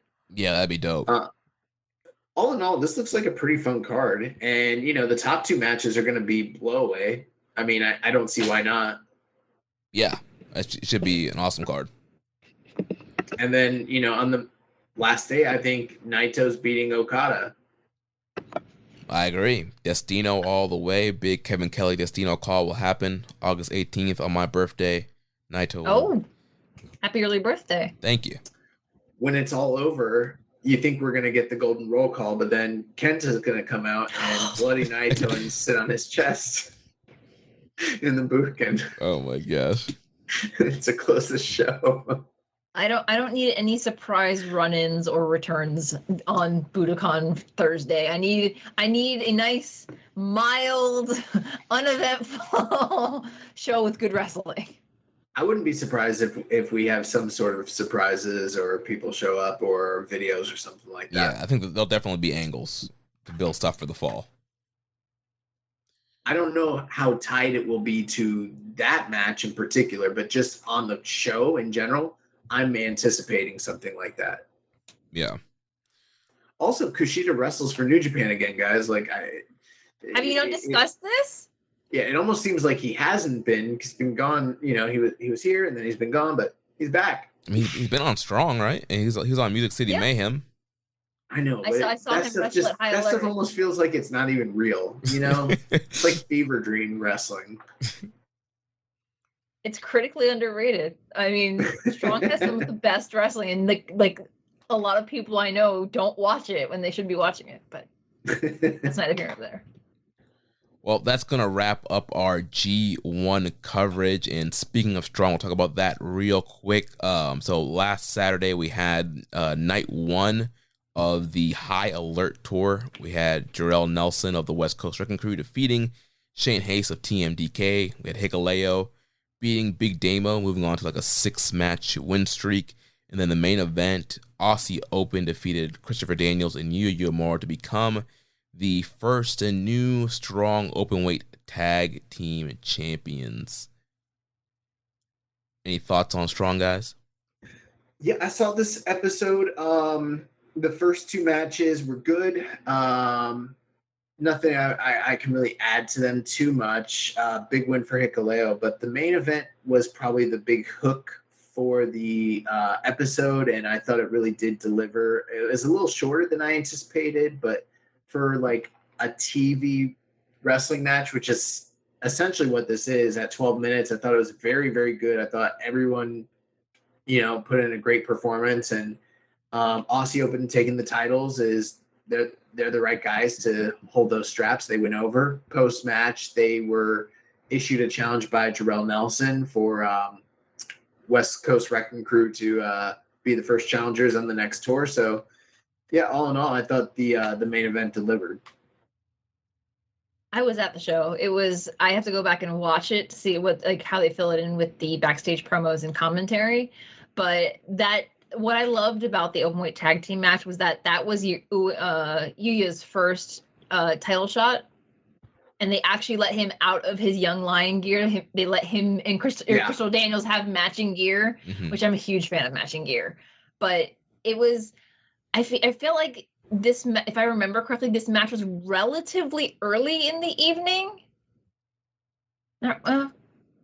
It felt like this was early because it's pretty bright out. There's windows and you can still see the daylight. Yeah. And the crowd, honestly, this crowd kind of sucks. Like they're not I mean, it might not have been like that live, but they're not reacting to anything. Like they were like one of the deadest Strong crowds I've ever seen. It was one of the smaller Strong crowds that I had been in. The venue, the Grady Cole Center, I've been at it for a couple of shows when New Japan used to run a New Beginning there. And it was not as full as it usually is. But it was one of those things where I think it sounded a lot louder when I was there. And I don't know if that necessarily translated to camera. It's possible. When they air Rocky Romero versus Dax Harwood, and the main event between Takahashi, Desperado, and Blake Christian. Hopefully that sound will translate, because the crowd was electric for those matches. Rocky did cut a promo on this episode setting up the singles match with him and Dax Harwood for the next week as well. Yeah, well, both of those matches you mentioned, Karen, are on the docket for next Saturday. Strong, the main event, Takahashi versus Desperado versus Blake Christian. The semi-main, Dax Harwood versus our good friend Rocky Romero. And then the opener will be JR Kratos versus Drew Adler. Nice. So let's get into the news. I'll read through this very quickly. So for the first time in 3 years, NJPW is headed back to the United Kingdom. New Japan Pro Wrestling is excited to announce that Royal Quest 2 will see NJPW finally make its UK return across 2 days in London on October 1st and 2nd. This will be taking place at the indoor arena at Crystal Palace's National Sports Centre in London. They'll play host to the event, and NJPW has opened up a mailing list for fans interested in ticket information. Those who sign up will also receive access to a ticket pre-sale. So that is very exciting. And coming up, United Empire faces Death Triangle in the first round of the AEW Trios tournament on August 24th. So some crossover action there. John Moxley will be they'll be airing the John Moxley versus Desperado match this week on Access. So if you didn't see that match, that was our match of the month last month. So highly recommended. That'll be free on Access. I covered the news with Robbie Eagles challenging for the title against Dragon Rojo. He did lose Friday night in his title challenge for the CMLL World Middleweight title to Dragon Rojo in Arena, Mexico. Other news. So this is a bit of an older news story. You guys can weigh in on this a little bit, but Hiromu was in Nashville for the Music City Mayhem, and he had items stolen from his hotel room. It was ransacked while he was working Music City Showdown. Tokyo Sports did an interview that Karen in translation, who is Karen Peterson, did the translation for, and kind of let people know what the lowdown on that one was. What had happened was he went to the show, left some things in his hotel room, just like his clothes that he had packed for like his non stuff he didn't need for the show. So like his casual wear, his sports wear, like just personal creature comforts and stuff like that. And while he was at the show, somebody got into his room and cleaned out everything. They took everything. In his YouTube video that he released, I think yesterday, there's no English subtitles on it, but I was listening to it, and the more he was, and they actually, during the video, it's a vlog of his trip to the US for that 1 week between High Alert and Music City Mayhem. They count down to the day where his room gets robbed. And the one thing that stands out to me from that video is that he says he asks housekeeping to clean the room. And I don't know if there was a miscommunication with the front desk and they thought he was checking out, so they cleaned the room, or if somebody was able to figure out that he was staying at that hotel and asked for a spare key or broke into his hotel room. But they took the part of the video that he talks about at the very end is that they give him a police report to fill out to, itemize the things that were stolen and what their value is. And he's like, it's not necessarily these are things were expensive, but it's the sentimental value of what was taken. Some of the pieces of clothing that he brought were from one of his favorite bands that they were limited run. You can't find them. You can't order them off the band's website anymore. They're very hard to find. So he, does his best and fills out the paperwork and turns it in, but, with no hope that he's going to ever see his stuff again. Right. But shortly after returning to Japan, it seems that because he was not traveling with Desperado, but they seem to have been in the same venues and same airports at the same time because they have the same flight schedule. One of my friends who also does translation work said that Desperado kind of mentioned, he tweeted at one of the guys from the band where that is they're coincidentally it's the same band that they both like, about the incident. and it got back to the band, and they sent the item that he was the most upset about, a pair of shorts that were like limited edition. They sent him, like, the person from the band sent his own personal last pair of those shorts for Hiromu with some other things to kind of cheer him up, because he's like, that's pretty cool. Yeah, but it was like this, like, Despy's trying to like do the right thing on the DL and not let everyone know that he's doing a good thing, and then Hiromu completely outs him, being like, "Oh, by the way, Despy, thanks for your help." But no one in the West would have known that, but now this is a widely listened to podcast. You've broken kayfabe, and now it's going out to the masses. The curtain. Sorry, Karen, expose business. My sources are Tokyo Sports and the Hiromu Takahashi official YouTube channel. So you know what? They did it to themselves. Let's be honest. But it's one of those things where, in the end of his video, he talks about, being more aware of not traveling with things of sentimental value, things that if you're traveling to XYZ location, don't unless you're taking those important things with you everywhere you go, don't travel with things that that if you were to lose them, that it would be so devastating for you. Like, travel with things that you could stand to lose. But speaking of Hiromu, this past Sunday he was wrestling for Brain Slam Presents New Noise in Los Angeles. He wrestled Warhorse in a no DQ match. I haven't been able to find any footage of this match, but people that were there live said that they were taping. So it is expected that this match will become available on VOD in the near future. So be on the lookout for that. Starcast 5 panel, which was a couple weeks ago. Claudio Castagnoli was interviewed, and during his interview, he said he would love to face Kazuchika Okada at Forbidden Door 2. So, we can cross our fingers. Matt Ringwalt, who has been on the mic for New Japan Strong, recently announced via Twitter that he has stepped away from the ring indefinitely and focusing exclusively on the broadcast side of business. So, that's kind of a little bit surprising. We've seen him even compete for Strong this past year, but he is no longer going to be wrestling. Formerly known as Killer Cross has reappeared in WWE 2 Friday nights ago, and he'll no longer be making NJPW appearances for the time being, which a lot of people that are listening to this show are going to be very happy about. Yes. Christian has reportedly signed a AEW/ROH deal via Fightful Select. They gave that report a week or so ago. I haven't seen a lot of news about this, but he is apparently under contract with AEW and ROH. So good thing that Forbidden Door's open. So seriously, for now. Yeah. We had a question from Hawaiian Punch BV. He said Triple H is in charge. Dakota Kai and Karrion Kross have made the returns. Are you worried about any of the NXT babies making their way back to Papa H?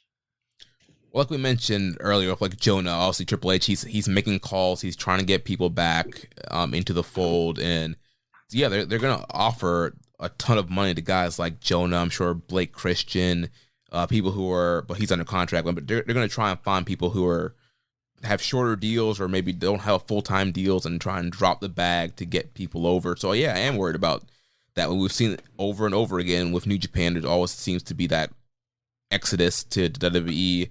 Usually happens after Wrestle Kingdom. So it is definitely possible that Triple H gets a guy like Jonah back and some of these other guys that are on Strong. I think Money talks. Yeah, and the other thing is that a lot of the guys that were let go are ones that got burned when they got to Maine. Like Shane Hayes is a prime example of that. He was doing well in NXT and then he wasn't. But he's found his stride in New Japan, and I would hate for him to give that up just for the prospect of having more money. So, but the problem that New Japan's running into, like Blake Christian is another example of, he finally came back to New Japan and now he got signed out from underneath them. Yeah. Yep. They have to definitely be mindful of it. Buyer's market. Speaking of all that, there are reports that WWE and Triple H are scouting big-name Japanese talent to bring into WWE. There's rumors that they were looking at Konosuke Takeshita. He's since said that he has no interest, but they are looking to potentially bring in somebody. So, I mean, we know in the past they've had interest in Okada and Sonata, different other names like that. So that's definitely a story to pay attention to. A couple upcoming shows: NJPW Strong Fighting Spirit Unleashed Tour that will be taking place in Los Angeles August 21st. Some of the announced matches: Roppongi Vice and Kushida and Taylor Russ will be taking on the Bull Club team of Chase Owens, Hikuleo, Jay White, and Juice Robinson. Robbie Eagles will be wrestling Kevin Blackwood. Mascara Dorada will be taking on Mysterioso. QT Marshall versus Kita, and Fred Rosser is also announced for the show. The next month, New Japan Strong Autumn Attack will be taking place in Las Vegas on September 11th. Shingo Takagi is set to make his NJPW Strong debut, so he is confirmed for the tour, as well as Alex Zane, Fred Rosser, Tom Lawler, Red Narita, Mascara Dorada, Jay White, Tomohiro Ishii, and more. And then coming up on August 20th and 21st, Rev Pro's 10-year anniversary show live from York Hall. A few of the announced matches: on night 1, August 20th, Yota Tsuji will be taking on Shota Umino in a strap match. So apparently the rift between those guys has run so deep, they need to bust out the Dusty Rhodes strap to settle it once and for all. Also on that night, the undisputed British Cruiserweight title is up for grabs, as Kira Francesco will be taking on Luke Jacobs. And then the main event of the night 2 will see Will Ospreay defend his title against Ricky Knight Jr.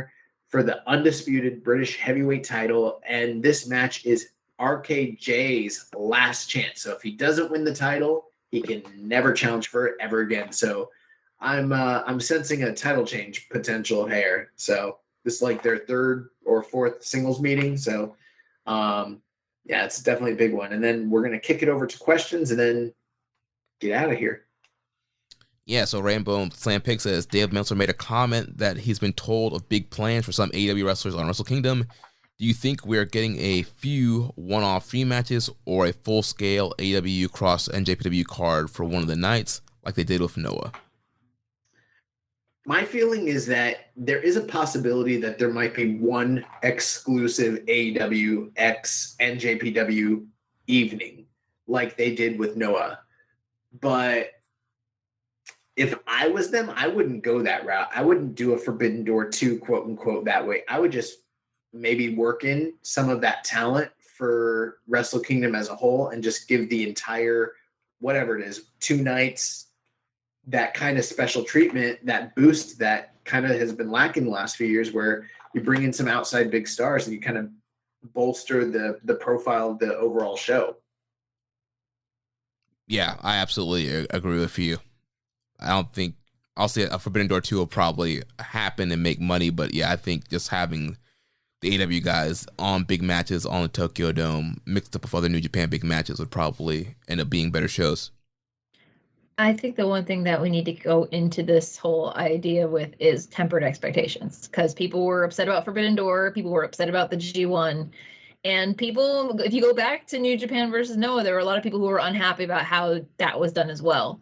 So it's one of those things where I will get excited about it when they start announcing things, but I also don't want it to be where they bring over so much talent that New Japan talent and New Japan Strong talent are getting left off the card as a result. Right. Because Wrestle Kingdom is a New Japan show. It is not a crossover product, unless they want to add a day like they did this year. Right. That's fine, but it shouldn't be unofficially a co-branded show where a lot of talent that are there year-round are getting thrown off the card or put into a rumble or gauntlet match on the undercard for like the Never Six Man, because that's just not fair to them. Yeah, that was gonna be my response. Was like, if that is the case, then maybe they should just do a 3rd day show like but you mentioned it. But here's what I will say: if they do a 3rd day, nobody should temper any expectations. There should be no reason that they should be doing like a subordinated Noah style, just nothing but tag matches. If they do go ahead and do that and do a 3rd day and it's cross-branded, they just need to like fucking unload the guns and give us what we wanted for Forbidden Door and just fucking do it. Like, give us the dream matches. Just why not? Staleburger Buns has a question only somewhat related to the G1. Which current pairing of NJPW rivals do you think produces the best matches? For example, Shingo and Ospreay, White and Okada, etc. Right now, in this current era of wrestling, I mean, I can't think of any pairing that's better than Shingo and Will Ospreay just across wrestlingdom. And that's in the post-Okada Ospreay world that we live in. Their matches have been consistently the highest rated and most talked about. Yeah, I think so, right. Yeah, right. Currently, it's easily Ospreay and Shingo. And I think before Okada Omega, I would have put like Dragon Lee and Hiromu in that conversation. So I think like absolutely in like the last decade, it's been like Dragon Lee Hiromu, Okada Omega, and now we're in the like Shingo Ospreay era. And until someone shows up and starts putting on matches that are better than them, that's kind of what the deal is. Hiromu Despe started back in 2020. That's true. That would be another one that if we're gonna give a little bit of love to the juniors, that they should definitely be in the conversation. Yeah. Les Commission 7252 says, other than the Rainmaker, the High Fly Flow, Stormbreaker, etc., what finishing move do you guys think is very much protective? I have Robbie Eagles at the top right now with his Ron Miller special. Bushi's MX. Is that protected? It's too protected. I don't think anybody's kicked out of the MX. Are we talking about the MX off the middle rope? Yeah. Okay. Because I've seen him no one ever kicks out of it. But everyone sells the ever-loving you-know-what out of it. Nobody kicks out of the Bad Luck Fall. Yeah. Ever. Never. Nobody kicks out of the Bad Luck Fall. You want to talk about like a protected move? That's a protected move. I mean, the Blade Runner, Jay White's Blade Runner, nobody's kicked out of that. Here's another one. King Kong knee drop. Nobody kicks out of that move. There are protected. It's not just the main eventers. Like there are protected moves out there. But those are the ones I could think of. Time Bomb 2 would be another one. Yeah. What was that? Time Bomb 2. Oh yeah. Has nobody? Wait, I think didn't Desperado kick out Time Bomb 2? Was it Time Bomb 2 or Time Bomb? Like I can't remember which. I think he might have kicked out Time Bomb 2. He did. He kicked out Time Bomb 2. Yeah. But that's another one that's very few and far between. People don't normally kick out of it though. Nobody's kicked out of Stormbreaker. Yeah. Last of the Dragon. So has anybody kicked out? I don't think anybody's kicked out of that yet. I can't think of anybody. Made in Japan, yes. Last the Dragon, I don't think so. Yeah. Also asked, who would you guys say had the better redemption arc? Kota Ibushi from Wrestle Kingdom 2020 to Wrestle Kingdom 2021, or Jay White from 2021 Wrestle Kingdom to Dominion 2022? Ibushi. Yeah, I agree. Next question says, is Chase Owens the legend killer of New Japan? Following up with this question, with wins over Tanahashi and Ishii, do you guys think Chase Owens will get upsets over top tier guys every year? Possibly a Naito. But Ospreay and Hanare have also beat Tanahashi, so he isn't the only one. Tanahashi's still alive. He's not dead yet. I mean, I would hope to not be that guy that, like, when you beat a legend, they're like, oh, it's such a huge upset. Like, you want to move past that to where it's like, okay, he's great. Right. But yeah, I don't know if Chase is going to ever get past that. This last question also relating to Chase is I didn't know that Chase Owens was 32. I thought he was a bit older, but with that, my question is, do you guys see him as a major star in the future in New Japan as a main eventer? Nope. I mean, he's a great worker, but I don't see him ever going beyond possibly upper mid-card status. Agreed. Dark Soldier says, should AEW and NJPW co-host a Super J Cup? There you go. Sorry. He said, there you get another collab show without wasting a Forbidden Door show. Yeah, I mean, I could definitely see that, and I don't see why not. For a few reasons. Super J Cup isn't exclusively a New Japan. I mean, I don't know, who knows about the copyright law. They might own that title now, but originally that wasn't just a New Japan tournament. That tournament has taken place in other companies in the past. And it was always a collaborative. Originally, it was always a collaborative tournament amongst many different companies. It was never a New Japan exclusive tournament. In the most recent years, when it became a New Japan exclusive tournament with just some guest outsiders, it kind of fucking sucked. So I do love and harken back to the old days of Super J Cup. So would I be in favor of them doing some collaboration like that? Sure. But here's the bottom line is like, I don't know. The last time they did one in the US during the pandemic, it looked great on paper and it ended up not being great. So I do think that it should happen in Japan. Would I be okay with them doing it with just AEW guys? Sure. Would I be fine with them doing it with some AEW guys and a bunch of other talent domestically and abroad? Yes, because that's what the tournament was originally, and it was always supposed to be the best juniors in the world trying to figure out who's the best. I think if they're going to do that approach, it shouldn't be limited to just one other company. Because they have partnerships in Australia, they have partnerships in the UK, they work with CMLL, they work with multiple promotions in the United States. If they do it like they did the the Best of the Super Juniors earlier this year, where they had delegates from multiple promotions, definitely. I don't think it should be limited just to AEW, so it's a Forbidden Door-esque type show, because Forbidden Door also ended up being a promo for Blood and Guts, so it wasn't all it was cracked up to be. Yeah, I agree. I think it'd be better off, including, Rev Pro, CMLL, Impact, AEW, Ring of Honor, you include all the promotions that you have partnerships with. I think that would make it more interesting and more fun. But let me throw this out here, since we're in the, what's it called? What is it? Fantasy booking realm. What if they did a junior tournament that was just AEW and New Japan, but they didn't call it Super J Cup? That's something that I think could be intriguing. There's a lot of junior talent over there that hasn't really gotten the opportunity because there is no junior division. There's guys like Dante Martin and various others who could benefit from being involved in, a one-night tournament that could be interesting. You know what I mean? Yeah, I'd be down for something like that. Yes, but it also has to be done with the understanding that not everyone gets protected. Because that was my biggest beef with Forbidden Door, is that it felt very AEW heavy in the sense that a lot of people got protected from AEW. There would have to be a reasonable win-loss situation. Yeah, I'm kind of imagining a Starrcade 95 scenario. That was a little bit before my time. Basically, that was a World Cup where they had New Japan and WCW do a one night.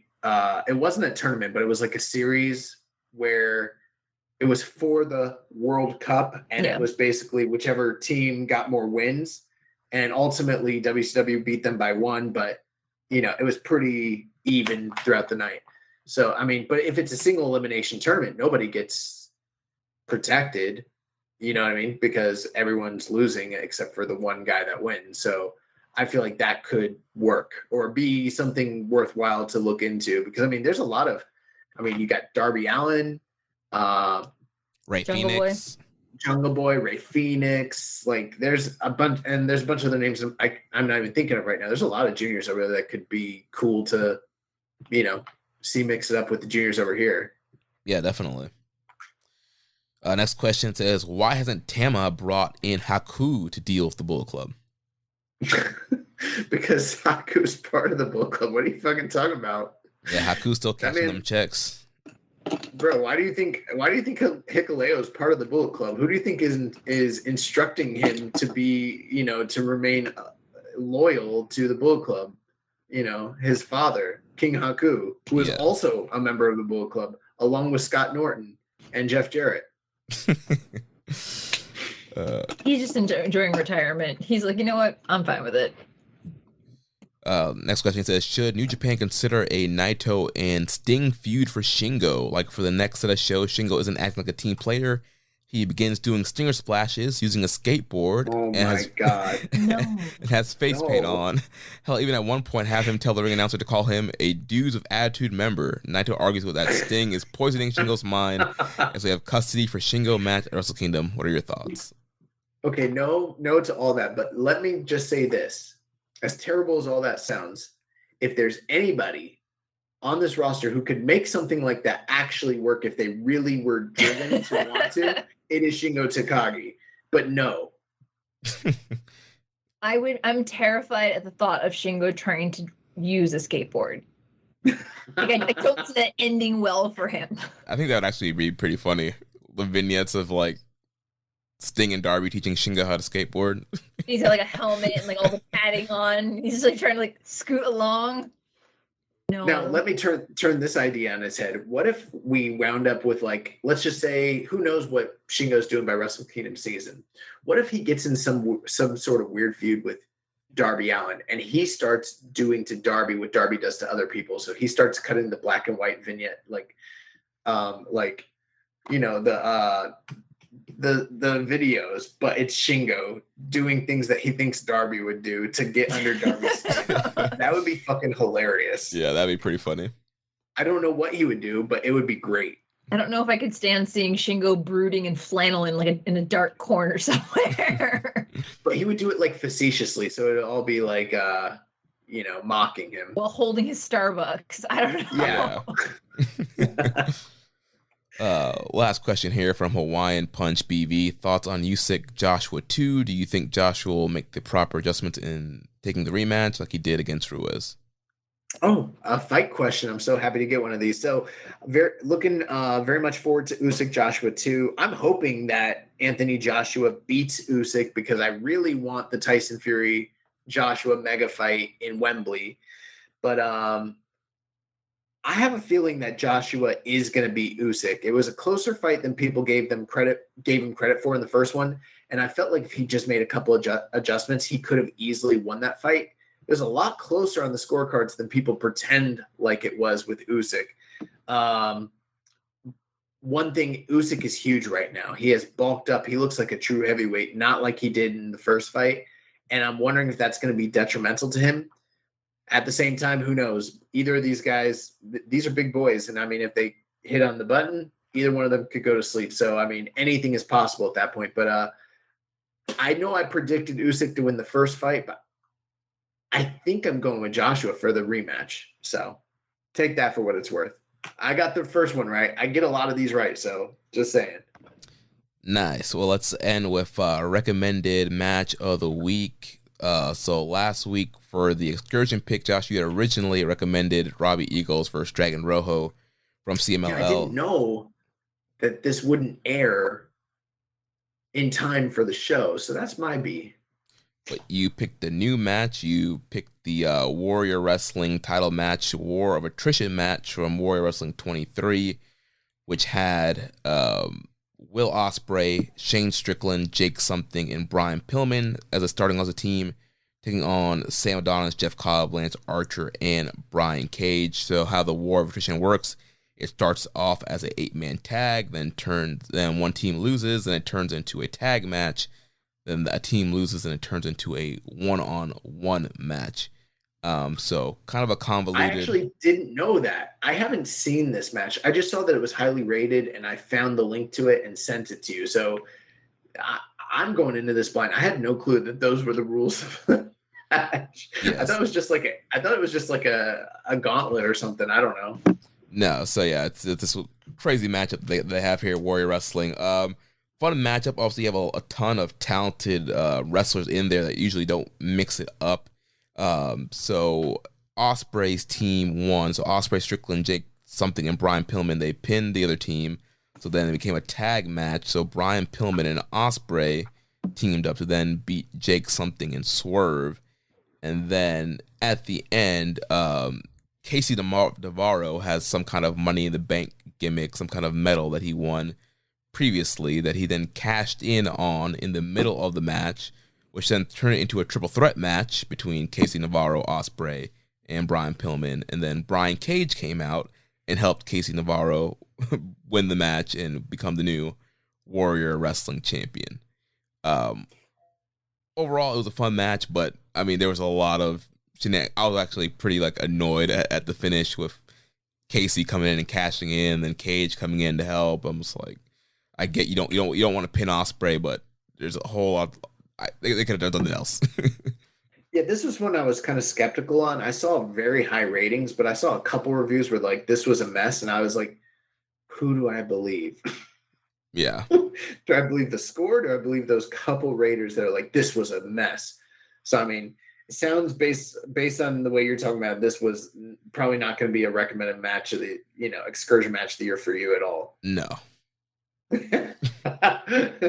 All right. Well, Chris Samsa suggested that I go back and watch Tomohiro Ishii versus Katsuyori Shibata from the G1 Climax 23, Night 4. And, as great as this G1 was, there's nothing in this G1 that could even fucking touch Ishii and Shibata. It's just quite simply one of the most beautifully violent matches that has ever occurred in the history of wrestling. It is balls to the wall action, nonstop violence for the entirety of the match. The crowd is just booming. Even before the match starts, like they are just so hyped for this confrontation, and it never stops. If you've never seen it, you need to watch it. I think I've decided that this is my litmus test for what a 5-star match actually should be. Okay, 5-star. I think it might be 5 stars. Is it as good as Shibata and Ishii? If it's not, it's going down. And if it is, then we're talking about a greatest of all time match. That's how good this is. If you've never seen it, go out of your way. You need to watch this. You need it in your life. Incredible. Nice. Then for this week, I have the excursion pick. I'm going with our good friend Rocky Romero versus Speedball Mike Bailey from last week's episode of Impact Wrestling. Did Rocky win the title? Is he the X Division champion now? Unfortunately, he did not capture the gold. I guess I'll have to wait and see. My recommended match of the week, because I think Naito, by the time we record next week, will be the G1 champion this year. I figured we'd dust off one of his classics from yesteryear. And my recommended match of the week is Tetsuya Naito versus Michael Elgin from New Beginning in Osaka 2017. Dave Meltzer gave this match 5 stars. And nobody talks about it, but it is, quite frankly, one of the greatest New Japan matches that has ever occurred. Naito versus who? Michael Elgin. You know him. He's the guy with the protein powder, Everybody knows about that. I don't know her. Oh, man. All right. Well, that's going to wrap things up. Karen, thanks so much for joining us on this crazy G1 journey. You're welcome. Please tell our listeners where they can find you online, what you got going on. All right. Well, if you're interested in Stardom and Japanese women's wrestling coverage, you can follow me over at postwrestling.com. I have a weekly column called Dream Slam Weekly that comes out every Saturday. I am also available on Twitter, Twitch, Instagram, and YouTube at Hey Karen Sensei. I also, aside from doing a lot of wrestling content and podcasts, as of late, I have been published by Pro Wrestling Illustrated magazine. So if you find the October issue with Thunder Rosa on the cover, my interview with Hiroshi Tanahashi's in it. If you pick up the November issue, it'll have my review of Cyber Fight Festival from in June. And if you happen to be interested in the upcoming House of the Dragon, I am doing a weekly review / podcast on House of the Dragon over at my YouTube channel. Nice. Awesome. So make sure you guys follow Karen, check her out. And next week, we'll be back to discuss the semifinals and finals of the G1 Climax 32. I believe James Boyd from One Nation Radio will be joining us to review those last few nights of the G1. So if you enjoyed today's Dr. Joshi. Yes, Dr. Joshi will be in the house. So if you enjoyed today's show, please consider making a donation and visit socialsuplex.com/donate and click on the donate button under the Keeping It Strong Style logo. Make sure you connect with us on social media. On Twitter, the show is at KI Strong Style. Network is at Social Suplex. You can follow me at Jeremy L. Donovan. On Facebook, we are facebook.com/Social Suplex. Also can find us in the Wrestling Squared Circle Facebook group. On Instagram, we're at Suplex. On Reddit, I'm the Pro Black Guy. Y'all just keeping it strong style. You can email me, Jeremy at socialsuplex.com. Check out all the other shows that we have here on the Social Suplex Podcast Network. One Nation Radio, hosted by Rich Latta and James Boyd. The Grave Consequences, hosted by Caleb and Maserati. All Things Elite, hosted by Floyd and Austin. The AEW Match Guy Podcast, hosted by Sir Sam. And the Great Match Generator, hosted by Danny. Don't forget to subscribe and leave a rating and review. And we will catch you next week on Keeping It Strong Style, the ace of podcasts. It's Yvonne. Thank you for listening to Keepin' It Strong Style. We'll see you next time.